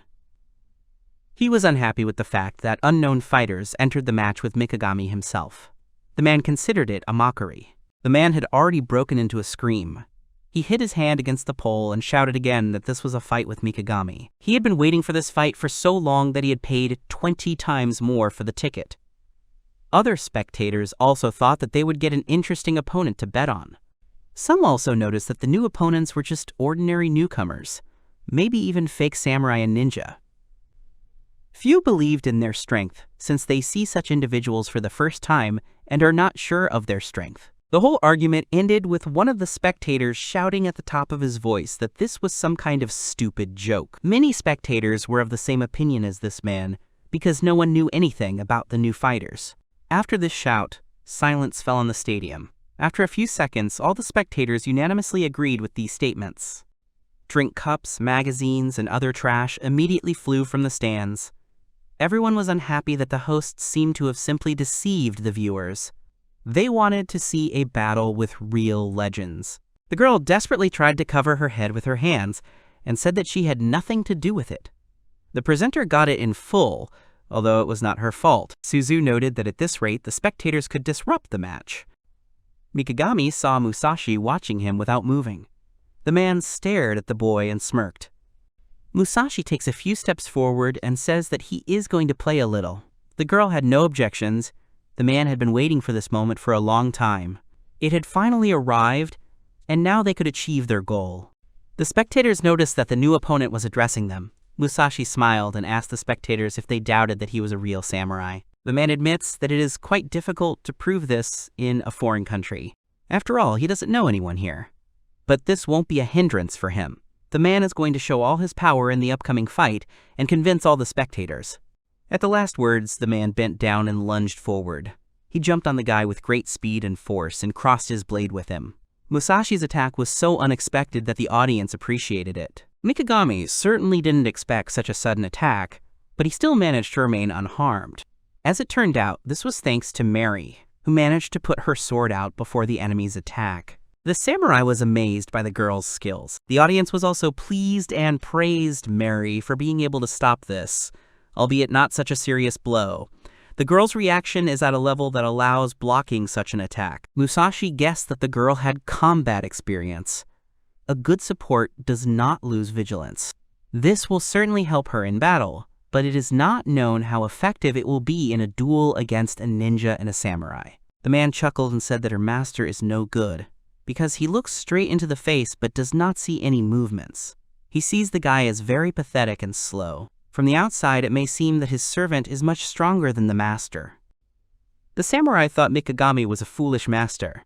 All the spectators fell silent after this statement. Mikagami realized that the samurai could have won right then and there, and yet the man's movements are very natural. As it turned out, Mikagami couldn't read the samurai's carefree expression at all. A warrior who takes defeating his opponent for granted. However, now is not the time to think about Desmos' intentions. Mikagami guessed that nothing had changed in that regard. This woman will start a battle until the guy is defeated. The girl in the stands noticed the same movement as Musashi from the Chronicles of 100. The rest of the spectators were also convinced that the man really was a samurai. Musashi is glad that the audience is finally convinced of this, and the man who brought the samurai to this place was simply horrified. Now the man realized that Musashi's words were the real truth. He said that his country was united, and now the war was over. It was hard for him to live in this time, because he was trained as a warrior, so he left with Suzu. The samurai will have to use a pseudonym in the Coliseum so that his country will not find out. The man runs as fast as he can. He thinks he can still make his bet. After all, last time the man lost money because of that boy, now it's time to get his money back. The man even feels a little sorry for Mikagami. He is sure that now he will definitely not defeat his opponent. The host announces that this is the first team match of the newcomers, and despite this, bets are already allowed. It seems that there are no attempts left to change or cancel your bets. Also, usually the loser becomes a source of free labor. However, in this fight, the loser will have to give up his assistant. A fair deal that requires no explanation. Mary looked reproachfully at her master, waiting for an answer. The guy immediately waved his hands and said that he was hearing about it for the first time. Mary grabbed the guy's hand and pressed herself tightly against him. Mikagami said that he was being honest with the girl and asked her not to bother him in the arena. The spectators were annoyed that the team was cooing right during the match. Many, out of envy, wished the guy not the best things. Of course, this was to be expected from such an audience. At this point, Musashi addresses Mary, calling her a woman. He points his blade towards her and vows to finish her off. Musashi instructed Tsuji to take care of the boy in turn. The boy was not happy about being out of sight of the main enemy. The host calls for the event to continue. The guy intends to act according to the plan, because the match is already starting. He has a clear strategy, which he intends to stick to until the very end. Mary stood in front of the guy and hit him on the cheek with her palm so hard that the guy's head tilted sharply, and an imprint remained on his cheek. All the viewers were shocked by this act. Even the host could not understand what had just happened. Some even suggested that the tandem of Mary and Mikagami suddenly fell apart. The guy decided to start. It turned out that all this was not just like that, but to fulfill the battle plan. Mikagami uses the skill Purgatory Flame to his outstretched hand. Clouds of smoke were drawn to the girl, and the same thing. Now the host understood what the whole thing was. In this way, Mary allowed her skills to be copied. After all, copying a skill only works on enemies, and this may mean that Mikagami preferred the skill of an ally. The samurai heard that Mikagami could use his opponent's skills. It seems that if the skill considers an ally as an enemy, it will allow her skills to be used as well. The opponents could not even imagine that a simple slap would be enough for this. The samurai thought that it could be a simple bluff to hide the real state of affairs. He thinks that this is, after all, just the flames of purgatory. A moment later, Mary and Mikagami used the step back skill. It was so epic that no one present ignored it. The audience starts to cheer because they saw the same skill that the guy used in the fight with Mary. Everyone appreciated this skill combo and just instant movement. As it turns out, Mary is using a combo this time too. Now it makes sense why she's wearing different gear. The girl rushed towards the opponents with lightning speed. The samurai waited a little while and got down to business. Now he too is completely ready to enter into a real duel and show his strength. He uses the skill IAI, which means an instantaneous sword strike. His katana met Mary's blade with great force, so much so that the girl was forced to jump back after the strike. The audience and the presenter seemed to freeze when they saw this start to the battle. Mary realized that the samurai was much faster than he was before, and his skill was as fast as her combo with Mikagami. Musashi smiled. He was pleasantly surprised that the girl was able to block his blow. The girl could not be considered inept, because her skills are worth a lot and can show an example of a real fight. The samurai takes a fighting stance. His hand touches the hilt of his katana, and an ominous atmosphere appears around him. He promises to be much faster next time. Mary now understands that this battle will not be an easy one. After such a scene, the host smiled slyly. All the spectators began to rejoice even louder. Musashi is indeed a strong player. He attacks even faster and more powerfully than before. Now everyone was convinced of the real strength of the samurai. Suzu noticed that Mary used a rather unnatural dodge. It seemed the girl struck at an unusual angle. Mikagami told the ninja that now was the best time to avert their gaze from the enemy. He extended his hand towards the girl and used the skill Purgatory Flame, but no one expected what would happen next. Many were watching the battle closely, and were expecting great spectacle. Suzu stood there, not changing her position. The remains of the boy's attack turned into faint streaks of smoke and dissipated around the girl's silhouette. It turned out that Suzu had protection from fire. Suddenly, the girl used the skill Bunshi, which meant cloning. Instead of one figure of Suzu, two girls appeared, completely identical to each other. The host was simply beside herself with joy. He announces that two Suzu players have appeared in the arena, who has an amazing Bunshin clone skill. Some of the viewers began to recognize this skill, while others saw it for the first time. Mikagami intends to use one technique, but he is not entirely sure if it will work. Will the boy be able to find the original of the opponent? The moment of separation of the two figures was hidden by fire, which is why it was simply impossible to see it. This trick was quite unusual and made the imperturbable spectators, demanding a spectacle, surprised. The guy couldn't figure out which of the clones was the real Suzu. The girl stepped onto the ground with a crash, which could mean an imminent attack. It was necessary to be ready for an attack, because the opponents turned out to be quite strong. She rushed towards Mikagami with mad speed. As it turned out, the girl was running in flame neutralization equipment. That's why she was not afraid of fire attacks. The flames in the arena began to fade one by one. The audience was amazed by such a performance. They finally saw what they came for and what they put all their money on. Mikagami found this state of affairs not very favorable. After all, if the flame goes out, something could happen to Mary, and then it would be almost impossible to win the battle. Before the boy could finish his thought, Suzu was right there, using one of her shurikens to stab her opponent. The weapon was small and compact enough to be hidden from the enemy's sight. The host almost screamed about the Mikagami player being hit in the heart with a shuriken. The audience was shocked by what was happening. Could it really be that fast? No one expected this fight to end so quickly. Mary screamed when she noticed that her master had been reached and stabbed in the heart. Much to Suzu's surprise, the boy remained unharmed. He was able to deflect the shuriken with his clone. Suzu realized that Mikagami was able to block her attack, but she firmly believes that it will be much more difficult for her opponent now. After all, she learned about his skill and can now build a strategy accordingly. After all, the next time he wants to use the Bunshin clone skill, that's where it'll all end. Then, in the ninja's opinion, he and Musashi will win this fight and be able to do whatever they want. Mikagami adopts the enemy's skill and creates his clone. Then the guy decides to use the Purgatory Flame skill from two of his figures at once. This will greatly increase the power of attacks and allow the team to get closer to victory. Suzu couldn't predict this move. The boy takes a step back and then uses the fire skill again, quickly restoring the flames. He really needed Mary and Suzu's skills for this fight. Suzu uses the flicker skill.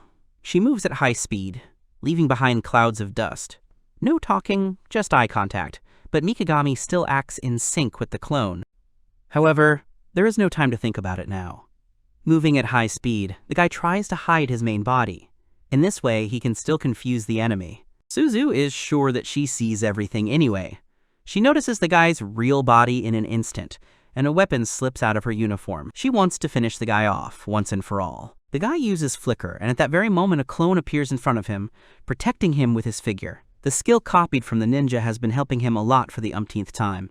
This way he can hold out much longer. Once again, Gladiator Mikagami used a clone to protect himself, showing excellent use of Bunshin. Suzu was amazed that the clone protected the boy.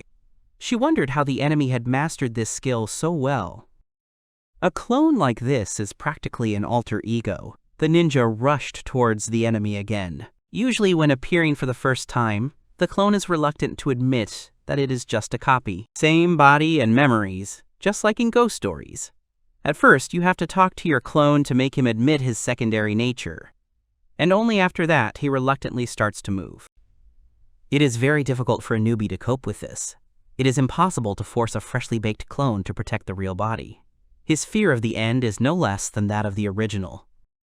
The second shuriken hits the body of the next clone, who also decided to protect the main body. Suzu thinks about what the guy went through, that he can now do such things. Mikagami clone never thought that he would be a character of the second color. As it turns out, by measuring the field of vision, he immediately understands that he is a clone. This ability greatly simplifies the process of using clones. After the first clone is hit and disappears, the second clone remains intact. Thus, the clone can be defeated any number of times. This can bring victories much faster and generally increase the chances of it. That's why the clone didn't hesitate to use himself for self-defense. It's just too convenient. Besides, being overwhelmed in a game that is typical for this style is completely normal. Mikagami and all his clones raised their hands up and thanked From Software. Mikagami shouts a mysterious battle cry. From the outside, it seemed very strange, because no one knew the meaning of these words. The girls don't understand what this phrase means, which the guy repeats over and over again. Suzu lunges forward and runs towards the guy with her clones. She intends to extinguish his flame, no matter how many times he summons it. The ninja are getting tired of the game of cat and mouse.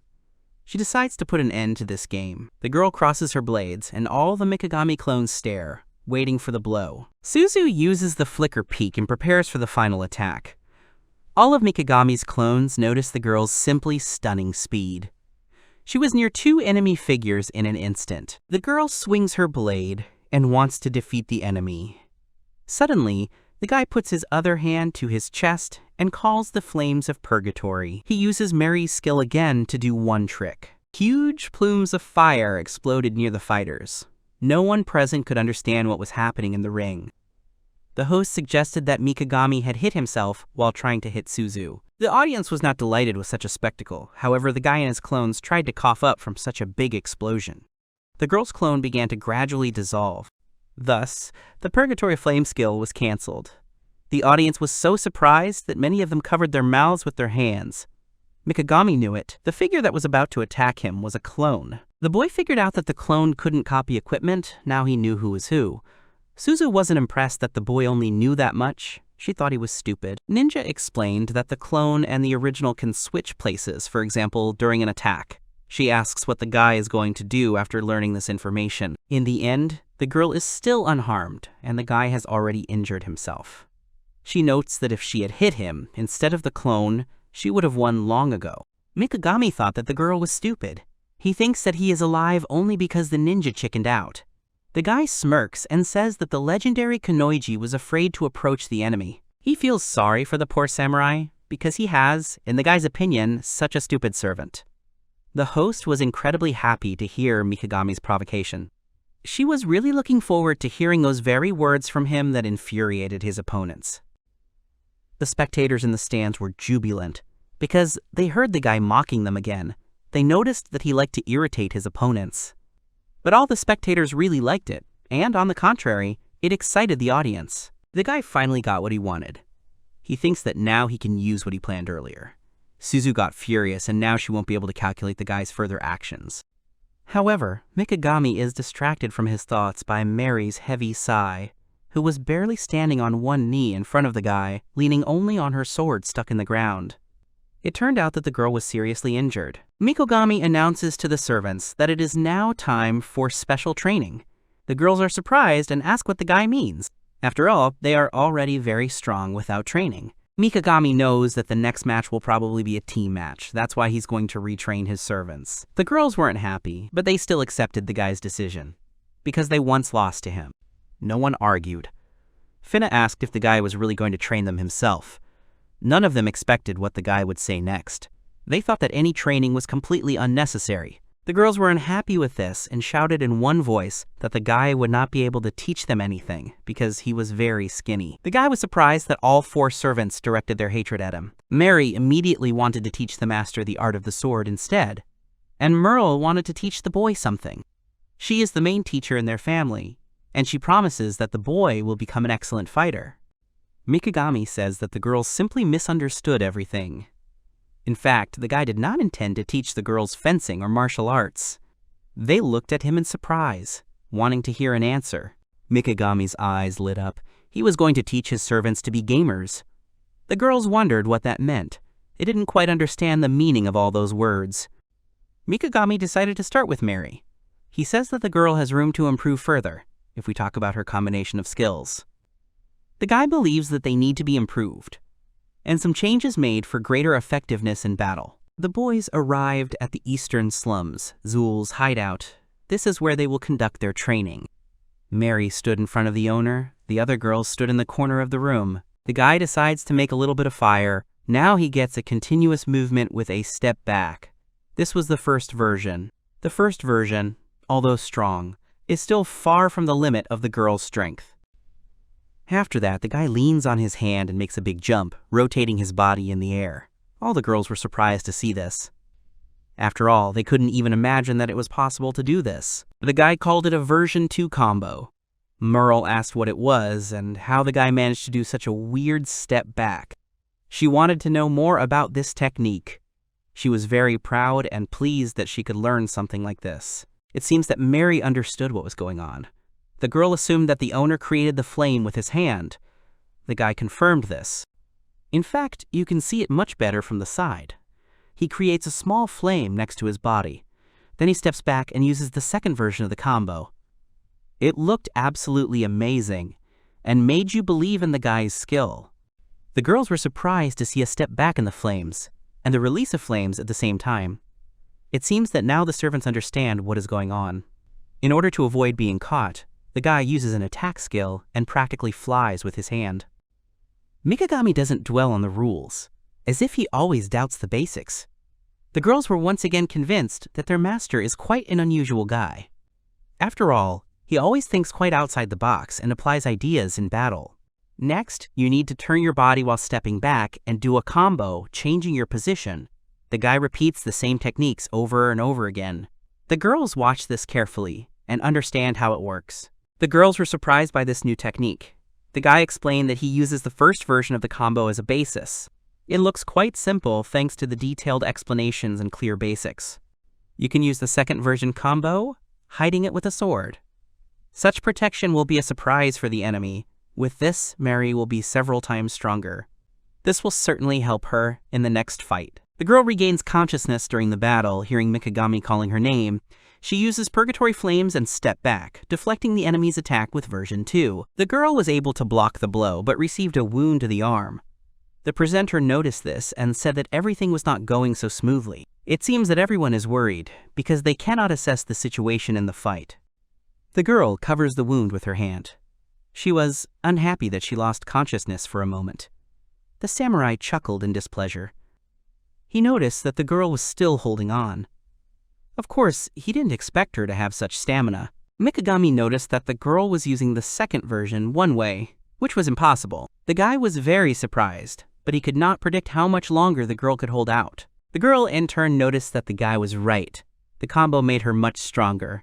But the samurai suppresses all this with a single skill. Mary realized that her opponent possesses incredible strength. Mary notices that the enemy has almost no aggression. Most likely, he is just biding his time. The samurai was indeed waiting for a convenient opportunity to attack and bring victory to his team. The samurai says that he is tired of this. His gaze turns blacker than darkness and he aims towards the girl. Masushi is about to use the skill IAI, and suddenly he aims at Mikagami. However, the girl was going to use the second version of the combo again. The samurai decided to end this boring fight, because it was too late to come up with something new and try to get out of this fight in different ways. Mary was about to use the third version combo, which she had not shown to anyone yet. She took a step into the ground, which shattered the tile into small pieces. She moved towards the samurai with great speed and force. Musashi was able to extend his katana and block the blow. The man felt how heavy the girl's blow was. He could not understand where such weight came from. Mary pressed with great force without stopping. A few moments later, the girl began to strike one after another. The man only managed to dodge, but even for that, he barely had enough strength. The samurai could not have foreseen such an onslaught. Mary made the finishing blow, using much more force than her previous attacks. The samurai was sent flying into the wall. The spectators were surprised, and many felt the pain that the samurai experienced.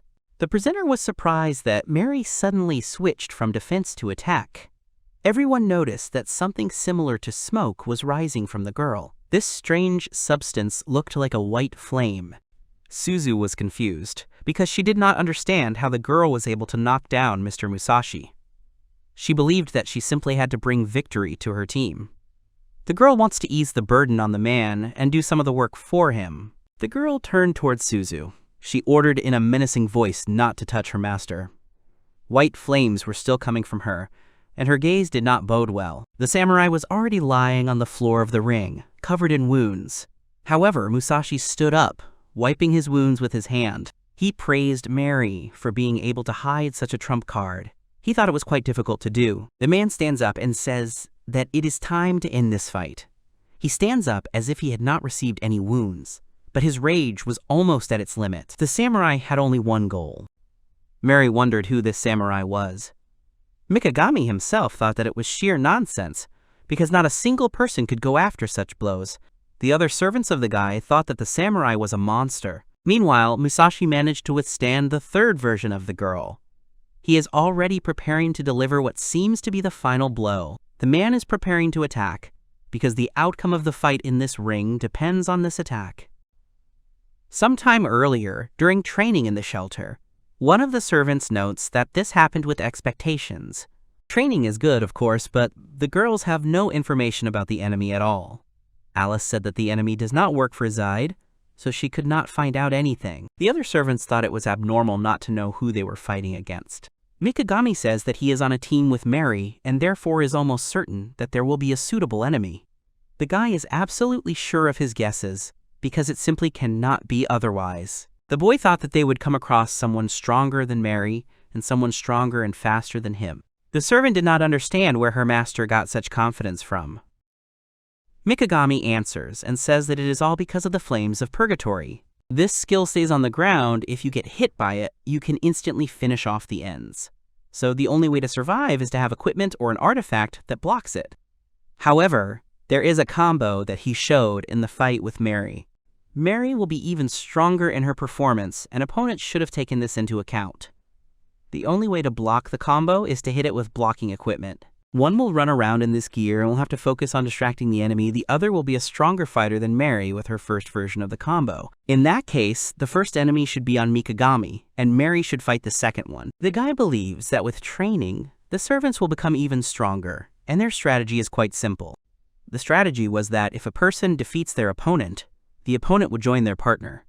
Of course, time is limited, but they still have the third version, so everything should be fine. Mary remembers in battle that the owner correctly guessed the enemy type and the presence of a strategy. However, Musashi was too strong. Despite guessing things, Mikagami's team still has a hard time. The samurai demonstrated simply monstrous power. The guy understood that Mary would not be able to win. All hope was that Mikagami would defeat Suzu. The girl fights with all her might. She mentally apologizes to Mikagami and thinks that she will not last more than 5 minutes. The host egged on the viewers and said that the opponents are fighting against each other. Both pairs are fighting with all their might. It is interesting to see at what point the balance of the two teams will be broken. Desmos is watching the ring from the high stands. It looks like the fight will be intense because Mikagami is having a hard time. The woman wonders how he will get out of it. Sister Luna approaches Desmos. The woman strokes her head.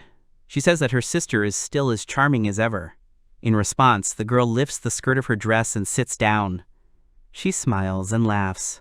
Luna is happy that her servants will soon win. Desmos confirms the guess. The girl asks if her sister has forgotten about their agreement. After all, if the servants win, Luna will take Zaid's place. The girl is very happy about this agreement. Mary versus Musashi, Mikagami versus Suzu. They now have tough fights that will determine the future of the battle.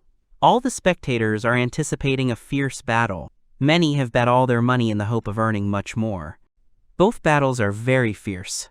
However, the balance cannot last forever. Desmos and Luna watch them from the stands. The girls look to the players with interest, each evaluating this duel in her own way. The girl noticed that all Mikagami's efforts were useless. Musashi and Suzu were the only tandem capable of defeating about 500 warriors on the battlefield. After all, the guy was a newbie, despite his unconventional way of thinking. The girl understands that victory is near. As a reward, she will become the second most important person in the Coliseum. Zaid's place will be hers. Luna did everything to achieve her goal. But everything will be known only after the battle. A month ago, right after the battle with Finna, all the nobles asked Desmos what this could mean. After all, many people had doubled their bets on Finna. They were unhappy that she lost. Many were unhappy that their income had simply disappeared. They did not appreciate the work and reproached the girl for the fact that the secretary behaved in such a way. In general, little depends on the secretary, but she was still made the scapegoat. The secretary calmly endured all the hatred that was poured in her direction. Everyone pointed fingers at her and said that she assured people that Finna would win. Some people came right up to the secretary and whined to her about the bets. Desmos interrupted and asked what she meant by assured. The woman's whole demeanor indicated that people had gotten it all wrong. All the respectable people were astonished by the woman's tone. She stood up, and her figure eclipsed the faces of all those present. She was furious. She says that her secretary would never have done such a thing. The secretary says that she said that Mrs. Finna is twice as strong, but winning the match depends largely on chance. The secretary said exactly the same words as the first time, without a single mistake. Desmos told the people that they had simply been told who to bet on. At this point, everyone present realized their mistake. But many were still unhappy with this, since this formulation already assumed a certain outcome of the battle. However, there had been an unspoken agreement that twice as strong meant certain victory. Desmos sat back on her throne and expressed her understanding to those present. Desmos reported that her precious friend Zaid had lost 4 matches in a row. All the people were wondering where their result was, because they had spent so much money. Now there was nothing left of their resources. Desmos reported that Zaid had lost 4 heavenly queens and would not recover quickly. She asked menacingly if anyone present wanted to challenge Mikagami. None of the influential people dared. The woman announced that the next game would be a 2-on-2 tag team match between Mikagami and his servant. The woman stood up again and asked if those present wanted to get the one who defeated the 4 heavenly queens of Zaid. Mikagami and the place of Zaid, the winner takes all. Everyone present was surprised by such a proposal. After all, it is impossible to get the position of the main sponsor in power just like that. In the end, many would agree if they had more strength and some skill. For a nobleman, this is the most lucrative position in the Coliseum. By becoming the first among the nobles, you can earn a lot of money on projects related to planned construction. And Mikagami to boot. Suddenly, the conversation was interrupted by Luna. She ran up to her sister because she was in a hurry to share the joyful news that she had finally turned 15. It seemed that the girl had been waiting for this moment for a very long time. Luna said with a smile that she wanted to deal with Mikagami as her debut in the Coliseum. Of course, defeating him would bring great glory, just in her debut as a noble. The girl expressed her desire to become like Mrs. Zaid and Mrs. Desmos, as she had dreamed of before. She considered women as her role models. The girl certainly wanted to achieve the same heights as them by any means necessary. In fact, Luna has been copying her actions since she was 10 years old and making a living from business. All for today.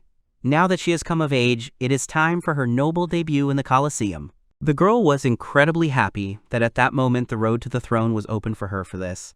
And at the servants' market, she met this samurai and ninja. Everything was just perfect. Luna believes that victory is assured. She spent all her money and took out a debt at the market to get these warriors. All for the sake of her brilliant butler of the future. Desmos stroked the girl's head. She said that she liked Luna. The girl had ambitions, which she showed to the right people at the right time. Now she could sit on this throne, but only if she won this fight. The girl understood everything. After all, she had come this far only thanks to Lady Desmos. Luna sincerely supports Musashi and Suzu. She believes that they will never lose. The samurai found it funny that Luna was crucifying herself up there on top of the stands. The man understands that if he can see this performance out of the corner of his eye, he will definitely not be able to lose. He plans to return to his country after this victory and take Suzu as his wife. He recalls some moments from his life in his country. It is already late evening. A lantern is burning in the room. The girl sits in front of the samurai and asks why he is going to leave the country. Musashi turns to Rin and says that everything is simple. The country is united, the war is over. He can no longer hope for a career based on military exploits. What a true warrior was raised for has lost its value and is no longer needed. Musashi believes that it is necessary to earn military glory outside of his country. Then the old man and his brother will have nothing to say, and he can become the head of the family. Musashi sincerely wanted to become the head of the family, but for this, only one condition was needed. The man thinks this is a very good idea and asks the girl for approval. Rin just closes her eyes, she can't believe her ears, and asks the man what he's saying. The man, without thinking twice, places the mask on the floor in front of him. He calls the girl to go with him. Musashi really wants to take the girl with him. It seems that he cares about her, since he asks her opinion about the trip. Rin was confused when she saw this mask. She didn't expect to hear an invitation from a man.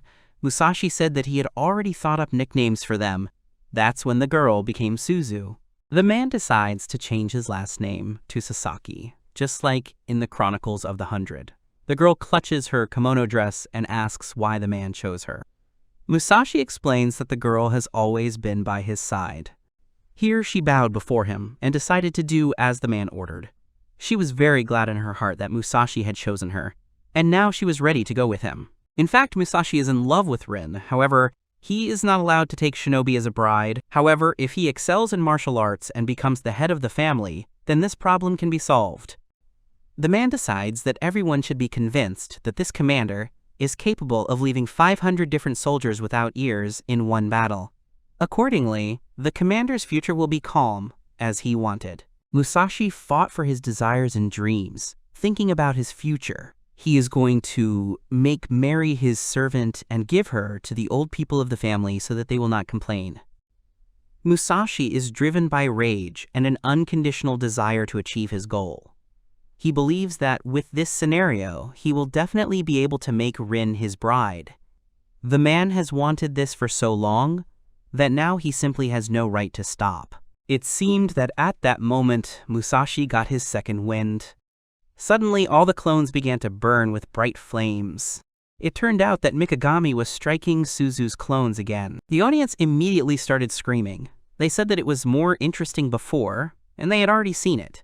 Many wanted to see something new, because they hadn't just paid big money for the show. Suzu realizes that this is happening over and over again. While she extinguishes the flames, her clones hold off Mikagami.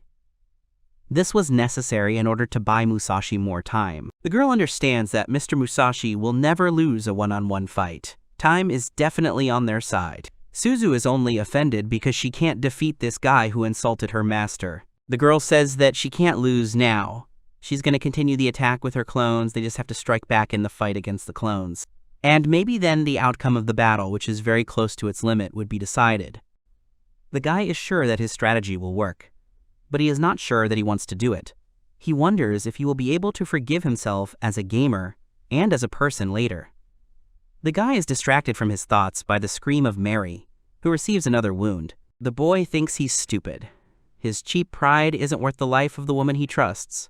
Mikagami sends his clone forward. He's going to use the second version of the combo and flicker.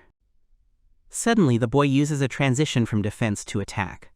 Suzu realizes that the boy is simply a fast opponent who lacks experience. After all, that's true. Normal copies are simply not enough to win the fight cleanly. Because of this flaw, the clone was immediately damaged. Suzu realized that this was too weak an attack. She wonders what it was all about. Then Mikagami turned to the girl and said that Musashi didn't love her. The woman immediately became furious. At the moment when Musashi and Rin finally crossed the border, the man and woman were sitting next to each other in the room.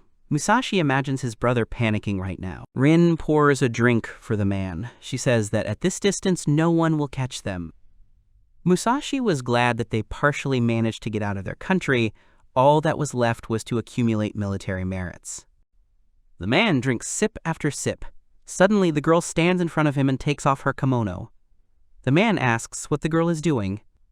Musashi did not expect that Rin herself would make the first move towards him. She stands before him completely naked and tells him that the man has not had a woman for 10 days. She understands that he probably did not care about this in his pursuit of military merit. She stands before him with restraint, covering her figure with her hands, and asks for forgiveness for her modest deed. The man was shocked to see his beloved in such a state before her time. Musashi, closing his eyes, threw a kimono over her. He says that a girl like her should take care of herself until marriage. He sincerely wanted to take her wife and wait a little for the moment when they could really be together. The man turned away and walked away from her to the window. The girl realized that she had allowed herself too much and asked for forgiveness. She was going to see how things were outside. The girls were told their thoughts. She understands that Mr. Musashi is a well-known and beloved person. The city girls and everyone else know his name. Eventually, Rin thinks, he will marry some princess. Rin thought that a shinobi like her was not equal to the master. She wondered how she could have allowed such a ridiculous thought. Now the girl would reproach herself for allowing herself to behave like that. The girl stopped for a moment and anticipated the moment that if she could stay with Musashi at least once, then that would be enough for her to live with it further. The girl thought that Musashi was thinking that someone other than himself could sleep with her. Rin thought that it was a misunderstanding. She remembered the master's words over and over again and thought that he had chosen her. The girl walked into the darkness of the corridor. She realized how wrong she was. She poured all her hatred and understanding from this into the power of the attack. The attack was so stunning that the clone was struck by one simple swing of the leg. Mikagami, the audience, and all the other services were shocked to see this. Suzu became like a beast that had lost its mind. She rushed towards the boy with one single intention. Suzu only wanted one thing. She moved just like the warrior god Asura. She firmly decided that she would make the boy the loser in this fight. He touched on something that only concerned her and Musashi. Musashi noticed this and was surprised that the guy managed to anger the always calm girl. The man wondered what Mikagami had said to her. Finally, the guy got the right moment. He decides to cancel the Bunshin skill. Mikagami is glad that he finally managed to get the girl mad. He is also glad that he does not have access to the memory of the clone's pain when he was hit. After all, if that were the case, he would not be able to continue the fight without feeling pain. Now the boy knows the key word to lose the enemy's composure. He learned it thanks to his technique. The key moment turned out to be the words about the relationship between a samurai and a ninja. This topic turned out to be sacred for these two. Mikagami thought that once the skill disappeared, the clone's memories would be added to the main body, but despite everything, nothing changed, and he would be able to calmly continue the fight and build further tactics. Complete self-sufficiency can be cancelled at any time. Recovery after resurrection, and own memories, all these words intertwined into one chain, as if paving the difficult path to victory. While the boy was thinking about this, he dodged the attacks with his clones. He understands that if the clone of Suzu starts to doubt, the main body will not know about it. The boy was looking for keywords from the very beginning. If the ninja tried to escape with her current abilities, the boy wouldn't be able to catch up with her. It would be really ridiculous, because he would never be able to catch up with her in such a state. Mikagami's first condition for victory was not clones, but getting close to the main body. Suzu immediately reacted to the talk about Musashi. As it turned out, these were indeed the key words for losing the enemy's composure. And if the guy intentionally exposes himself to a blow in close combat, then the girl will probably send her clones again and again, hoping to cause damage. The guy decides to take advantage of this. Mikagami begins to tell the enemy that Musashi does not trust her. He goads her by saying that the girl is just a pawn. He says that the man hates her. The guy decides to add that the girl, deep down, hates him too. Mikagami doesn't try to talk about Musashi before disappearing. He doesn't want an answer to his words. He ends his speech by saying that Musashi doesn't like Suzu. The girl was furious. The guy realized that the girl's expression was enough. Now it was clear that Suzu had completely lost control of herself. Her emotions contradicted her usual calm. Now the guy understands that the first conditions are met. He was able to distinguish the main body from the clones. Now the second condition comes into play: increase the pace. This is also an important condition for victory, which is important to observe. Mikagami calls his clones and shouts that the fastest one will win. The host notices that Mikagami has picked up a weapon. She guesses that there will be a close fight. The guy uses flicker with his clones, and the girl uses flicker limit with a quick lunge. Both skills are almost equal to each other. It's just a matter of how skillfully the fighters use them. The guy takes a step back and uses a version 1 combo. He barely dodges Suzu's quick attacks. Using a version 2 combo, he blocks the girl's blow. The guy dodges the blow in time. The host and the audience were amazed at how fast the movements were in the battle. The two main figures and their clones crossed their blades in battle. The movements were so fast that no one could see them. The guy tried to dodge the blows, waiting for the right moment. The spectators could not see what was happening in the ring, because the fighters were moving too fast. For a second, the presenter thought there was a whole crowd in the ring. Their bodies were flashing so fast. Suzu realized that the guy was moving like crazy because he was using several skills to increase his speed. The girl understands that this is the guy's trump card. She is unhappy that he still expects to win. Mikagami understands that he has only one chance, and they have no right to make a mistake. Mikagami is still waiting for the right moment. He waits for the girl's figure to come closer to him. He teases her that the girl is afraid. Suzu is irritated that the guy thinks he can read her like an open book. Then the guy decides to shout out words about how Musashi and Suzu will never be together, after which the girl uses the flicker limit and rushes at the guy with great speed. In the girl's eyes, one could see only animal rage and aggression, because of which she rushed to attack. The guy exhaled and used the third version of the combo. Despite all the mockery, he acts carefully, according to the plan. The third version's combo does not end as quickly as the second version's combo. At this time, the fight between Musashi and Mary is taking place, which is no less breathtaking for the spectators in the stands, making them worry about the outcome of the battle. The third version of the combo continuously uses every joint of the body. The speed and firepower increase dramatically. However, the third version creates an incredible load. The body becomes so heavy that this feeling is impossible to forget. Burning the body, muscles and joints suffer from extreme speeds. Controlling the flames deprives the brain of some oxygen. As a result of overheating, the body emits steam similar to flames. It was precisely this flame that could be seen around Mary. However, even a warrior like Mary can only last for 5 minutes. However, Mikagami has the same abilities as her at the moment thanks to her skill. The guy used his combo and got ahead of the girl's attack. She flew away from the place of the blow and her mask broke into pieces. The guy also got it, and he flew back some distance. Suzu was lying on the ring and wondering what had happened. She couldn't move or understand what had happened to her throat. She looked at the guy lying nearby and understood everything. It became clear to her that the outcome would depend on Musashi and Mary. She noticed that her opponent was seriously injured, and once he was defeated, Lord Musashi would be the winner. Suzu truly believes in the samurai, because deep down she still loves him and hopes for his victory. The boy's main body was holding on with all his might. He gritted his teeth in order to at least slightly gain control over his body. Meanwhile, the clone used Bunshin cancellation, and then the same skill again. He rushed to the main body, wishing it would hold out longer. He understands that every second is precious now, and it simply needs to be used correctly. Mary knew in the fight that she couldn't hold out any longer. She felt like she was falling apart. The third version combo really uses a lot of strength and stamina. Everything is swimming before her eyes. She wonders how much time has passed. She feels like 5 minutes have long since passed. She can't hear a single sound now. Everything seems to be in a fog, because her body is weakening with each passing second.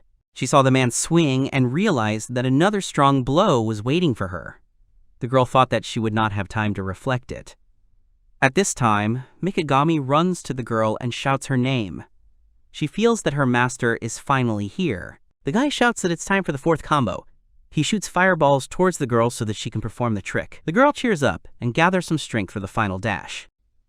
Suddenly the clone began to dissolve, and at this time, the Samura flew at great speed towards his opponents. Mary uses the skill step back. Her figure seems to evaporate in the fire. Now the man had lost sight of her and couldn't figure out where she was. While we were looking for her with our eyes, the girl was already behind him, waving her sword. Musashi's body was struck by one unexpected attack. Mary landed on the ground, trying to catch her breath. All the spectators were speechless. Many looked at the ring with regret. Suzu, Musashi, and Mikagami were lying on the ring. The outcome of the fight was really impressive. No one expected it. Mary was the only one left standing in the arena. The girl stood proudly in the middle, leaning on her sword. And this means that the duo of Mikagami and Mary wins this fight. All the spectators began to cheer for their team's victory. However, some were unhappy because they had lost a lot of their money. Once again, those who bet on victory against Mikagami suffered a defeat, but now there was no one to blame. Luna was amazed by this performance. Desmos burst into loud laughter. She did not understand who this guy was if he won the match by forcing himself to stay alive. The woman found this performance impressive. Her laughter did not stop. However, Luna was upset that Musashi and Suzu ended up like this. The woman expressed her sympathy to her sister. The woman reminded that the guy was quite a tough nut to crack, and it was too early for the girl to take Zade's place. After all, Luna had not yet grown up to that status, despite all her efforts. Luna couldn't imagine that such a thing could really happen. She also lost quite a lot of her money, which she earned by deceiving fools and those that she borrowed. The girl realized that all her money was gone. She grabbed her head and burst into tears and screams. Meanwhile, Mary stood in the middle of the ring. The sunlight was pouring down on her, and white smoke was blazing around the ground. The girl threw her sword to the ground. She raised her head up, tears flowing from her eyes. She said that she loved Mikagami. The girl dissolved into the noise of the crowd, indulging in her feelings. Suddenly, there was an escape after the resurrection. It seems that Musashi's body is fine. He literally resurrected from the fallen. He ran as fast as he could and took the moon with him. They found themselves in the western slums. The man had certainly heard about the reincarnation of the Coliseum, but now he saw it with his own eyes. Luna did not quite understand where she was now and what was happening. The man realizes that such a Colosseum ability would be useful in a real fight. The remaining men could only watch him go and marvel at his endurance. The western slums were not the best. The walls of the houses were supported by sticks, and there were no windows at all. The slums lived up to their name. There were many bandits and poor people there. The men were desperately looking for the escapees. They were unhappy that Luna's promise had been broken. Meanwhile, the girl closed her mouth and was afraid to make an unnecessary sound. The man, in a fit of rage, vowed to return his money and stamped on the board behind which the girl was hiding. Luna covered her mouth so as not to make a single sound for her own safety. Luna gave about what all this was for her. She nervously bit her nails and remembered the previous conversation with Desmos. She asked the lady for help. The woman asked what happened to Luna. The girl explained that she had spent all her money on this couple. But even her business was not enough, so she borrowed a very large sum. Luna went to a rather desperate act for the sake of this fight. Desmos smiled slyly and leaned toward the girl. She asked if Luna had forgotten who she was talking to. The woman never let those she interacted with forget their place. Desmos shocked the girl with her terrible appearance. The woman asked if Luna did not understand the consequences. She thought that Luna must understand perfectly well that defeat was as likely as victory. The woman explained that the girl makes money on the poor and also forces orphans to work with servants. This is her business. The moon did not get this money in the most correct way. Luna attracted the woman's attention only because she is exactly the same as Desmos herself. But in the end, Luna lost. The girl must admit this, so as not to fall in the woman's eyes completely, and thereby end her career. Desmos explains that if the villainess shows even the slightest weakness, there is nothing to stop her from simply eating her. The woman opens her mouth, revealing a long row of teeth and a slippery tongue. Luna was also very scared by this. As soon as the woman saw the fear on the girl's face, she let her go to the ground and laughed. It seems she only wanted to scare the girl and remind her that she had no privileges. Desmos realized that the girl truly considered herself her equal. She considered her sweet and pathetic. The woman decided to give her advice. Still, she felt sorry for the girl and decided to give her a parting word that she would have to understand herself. Desmos explained that villains are born twice. The first time is when they are born. The second time is when they risk everything and lose. Today, Luna lost, having lost all his savings, connections, and position in society. The woman called Luna a villain. She understands that the girl gave up everything for money and power. Now everyone hates and despises her. She lost all her money and power. Luna has a thorny path ahead of her to start surviving from scratch. Desmos smiled and congratulated the girl on her birthday. She met Luna with open arms and congratulated her once again on the holiday. After that, Luna was left alone. She was determined to outplay and destroy everyone. She had lost Suzu and the money. But she still had Musashi and one thing. She was sure that she would definitely be able to get out of this situation. This thing turned out to be a rare item stolen from business enemies. This item turned out to be the Mouth of the Devil. An artifact found in the Roberts ruins, the Devil's Mouth, is used in conjunction with the Devil's Ear. Meanwhile, Mikagami leads Suzu to his place. User A swallows the Devil's Ear. This allows User B to hear everything that happens around User A through the Devil's Mouth. It is essentially a listening device. Musashi thought it was an abomination. Luna is sure that it is undetectable because it is inside the body and will be completely digested in 3 days. Suzu can help find out Mikagami's weak point. Luna is eager to sell the information about Mikagami to the nobles. She plans to use the money to pay off her debts and regain her position. Then she wants to take revenge on Desmos for making her look bad. However, the girl is interrupted by a samurai. Musashi asks if he has to listen to all the girl's reasoning. Luna immediately starts scolding him. She thinks that a man should definitely listen to this, and in the end he lost, so he should keep quiet. Musashi, deep down, wished that this girl would finally shut up. Luna came closer to her object. Musashi watches her. He thinks that he thought right then. The man remembers their first meeting with the girl. Luna tearfully asked him to help her. Suzu and Musashi were completely surprised by this request. The fact that they became servants was not such a big problem. At this point, Musashi was tired and had the misfortune of being surrounded by enemy soldiers. He simply had to wait for them to be taken in, and then strike down the one who wanted to deal with him and run away. They defeated many mercenaries on the battlefield, so they were given away rather quickly. Musashi heard that she was a 15-year-old noblewoman who had recently celebrated her coming of age. Suzu and Musashi thought the girl was very stupid. They were also going to hit her and run away. However, everything did not go as they planned. Musashi and Suzu were surprised that the noblewoman, who came alone, bowed to her own servants. After bowing, Luna expressed her firm intention to become rich. She began to tell the man how hard she worked. Luna broke the law, deceived people, borrowed money to buy these 2 servants. Luna understands that this is her chance. After all, if she wins, she will be able to achieve great success. After all, her future and her position in the Coliseum, which she so desperately seeks, depend on it. Suzu noticed that the girl was trembling, and Musashi noticed that the girl was fully aware that she might be shocked. However, the man also thought that the girl was just trying to impress. Luna starts talking again. She asks for just one more victory. Musashi recognizes that look, and he sees something familiar in her. He sees in those eyes a chance to rise to the top. The woman and man understand that the moon breaks the law to get what she wants. She goes to victory by any means necessary. This girl is also on the dark side. He realized that she is also desperately going towards her goal.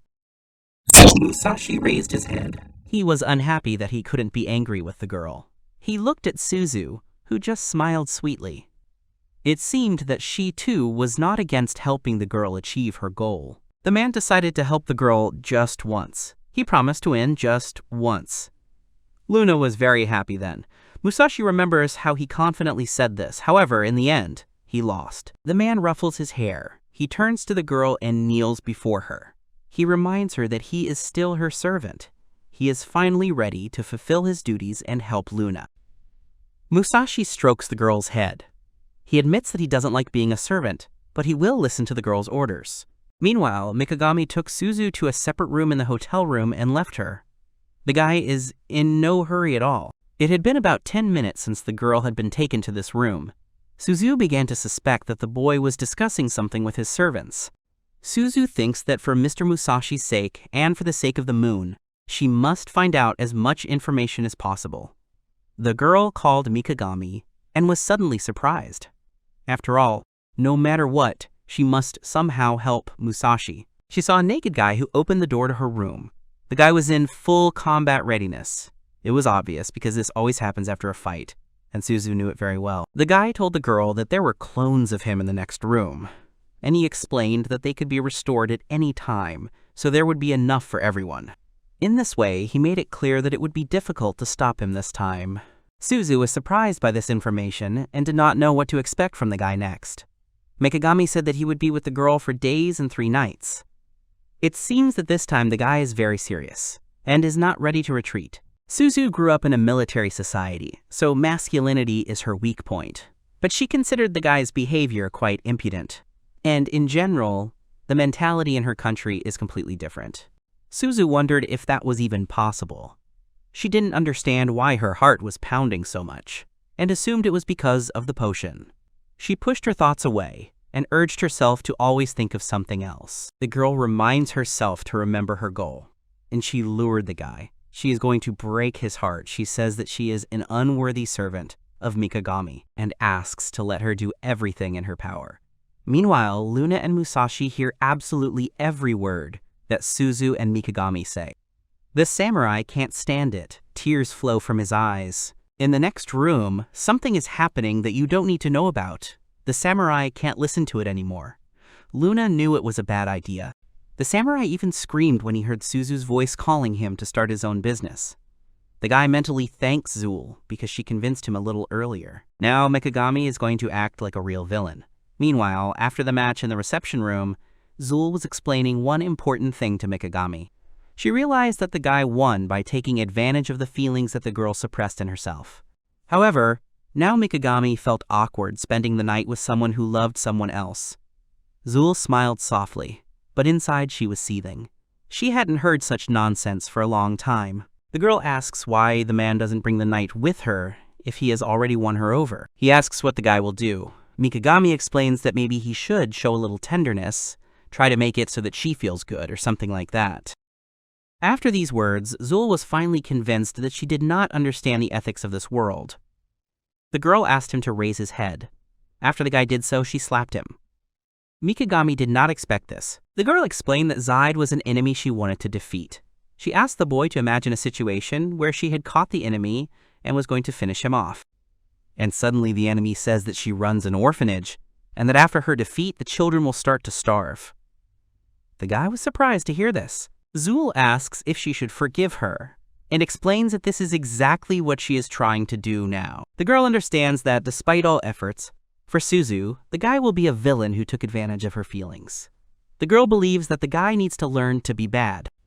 Zul urges the boy to behave with dignity, never to act so pathetic, not to try half-heartedly just to please others.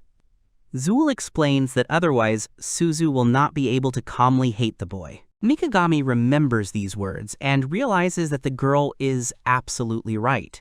He pulls the rope towards himself with even greater force. He should not care about feelings and still do it. Musashi hears absolutely every word. Here's even how Suzu asks Mikagami to rest and talk a little. However, the guy does not agree at all. Musashi couldn't stand it and ran out of the house, knocking down both doors. It seems that the samurai was heading towards the guy. Mikagami is firmly convinced that he must do this and make noise for 3 days. Thus ended the first team match. The winner was the weakest gladiator Mikagami Koji and the sadist Mary, the knight of the weakest gladiator Mary Landroth. The host announces that after a hard weekday, the long-awaited weekend has arrived. The arrival of the weekend means that she is in time for the second team match. All the viewers were guessing who would be Mikagami's partner this time. This fight will be commented by Momo. The girl promises to try to be no worse than the previous host. Suddenly, the girl went from being sweet and friendly to terrifying as she started yelling at the people in the stands who were shouting unkind words at her. The girl immediately recovered and said that she thanked everyone for their support. It was time to introduce the new players. The viewers found the host's rivalry very cute and hoped that Momo would always be number 2. Today's battle involves the weakest gladiator, Mikagami Koji. The guy came out wearing a cloak, which did not go unnoticed by the spectators. A slap was visible on his face. The spectators immediately began to think that this cloak was needed for hidden equipment. Immediately, the guy's partner comes out. This time, it turned out to be a superhuman, Merle Barak. The host noticed that the servant's outfit today was even more daring than usual. The audience all began to rejoice. They were glad that the guy and his services could put on a show. Merle was a pleasure to watch. The guy admits that he has nothing to do with it. The girl accepts the guy's compliments without a twinge of conscience and notices that she is no pushover either. She steps forward of her master and raises her fist up. She screams to the whole ring that victory will be theirs. She turns and winks at her master. This is to be expected from the strongest of the 4 queens. Now, after Mary, it is Merle's turn to do special training. The girl stood next to Suzu and waited for the right moment. The girl asked if the servants could untie her first. The guy guessed that Suzu would first create a clone and send it to Musashi to pass on the information. The girl asked him to trust her. She says that Suzu is the boy's servant. Mikagami smiled and agreed with this. Despite that, the boy ordered Mary to keep an eye on Suzu anyway. Now it was Merle's turn for special training. Training with Mary made her much stronger. Merle thought that there would hardly be any changes. Rina considers herself the best buffer and martial artist, and also a superhuman and just an insanely strong girl. A person can buff themselves up to 2 times and buff their partner once. Using layering, Merle can reach a level 10 buff. With Merle's class 5 buff, Mikagami's buff is reduced to 2.5, giving a total of 7.5 class buff. Naturally, Merle has been training with the 10th grade for a long time. First, the guy needs to get used to the 7.5 scythe, moving more while using the skill. The boy decided to start training combinations after that. One of the servants realized that it would be similar to Mary's flights with fire. Merle was looking forward to what unusual combinations she would learn. The guy also intended to conduct a test. They will have to test the comparison of class 2.5 and 7.5 with the timing of 2 times, 2.5 and 5, and the activation and cancellation of a quick attack and defense. The check will be done by a clone of Mikagami and Finn. Now it became clear to Suzu why she was taken along. Merle stretched and said that she would do everything in her power. Merle is confident that their duet will be the strongest. The girls began to argue and talk about how they were also very strong. One of the servants felt very sorry that Alice could not intervene in the conversation. The girl asked the owner what kind of enemy they would have. Mikagami admitted that it would be difficult to determine, unlike the last fight. Everyone is sure that they will try to tie their hands. Fifine assumed that the enemy will want to use paralysis or smokescreen. Mikagami also said about attacks from a distance. They checked all the gladiators, mercenaries, and servants. None of them have the skills to fight against Merle. In that case, Mikagami's team will have many countermeasures against hand entanglement. The guy is wearing a bracelet that can be worn as Mary's dispersal armor. It is quite difficult to detect. Mikagami also found a belt for 2 tools, took a holster for 2 antidotes, enough to be able to move. The guy thought that ideally he and Merle should not let their hands get tangled, instantly defeating their opponents. The spectators were incredibly happy to see their favorite gladiator. They sincerely rooted for him. One important man advised to bet on the guy. Desmos was still watching the battle. Momo announced that it was time to greet the opponents of Team Mikagami. The opponent was the well-known Iron Hero, Alexandros Byrne. His wide smile was visible to all spectators in the stands. Naturally, this was the first match for this man and his partner Krisirna. The stands were in a frenzy of noise. The spectators could not believe that the general had become a gladiator and was on the battlefield. Many began to panic about the bets on the guy and wanted to cancel them, keeping their money. Mikagami's servants supported him. The boy did not expect to hear so many screams from the audience, but then Merle's hand suddenly appeared in front of his face, bringing him to consciousness. Merle urged the boy to run away with all his might and applied a rank 5 buff and inheritance.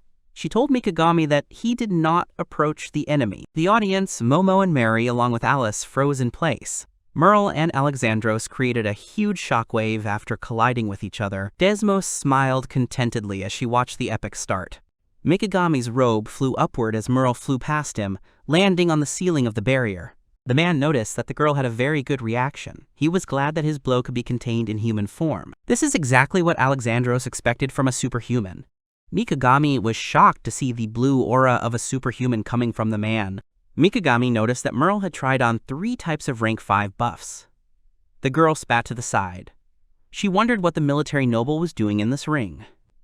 The man was glad that his opponent had spoken.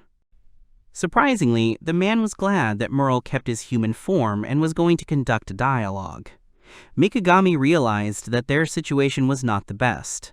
The man reminded her that time is not elastic. It seems that his body has increased in size. He called on his rival to get down to business. Merle became even more furious than before. Both superhumans merged in a serious and powerful duel.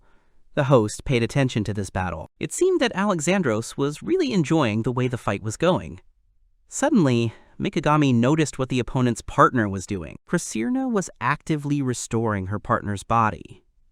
After another attack, the man finally decided to answer Merle's question about what he was actually doing here. Alexandros explained that he had become a servant specifically to fight Merle.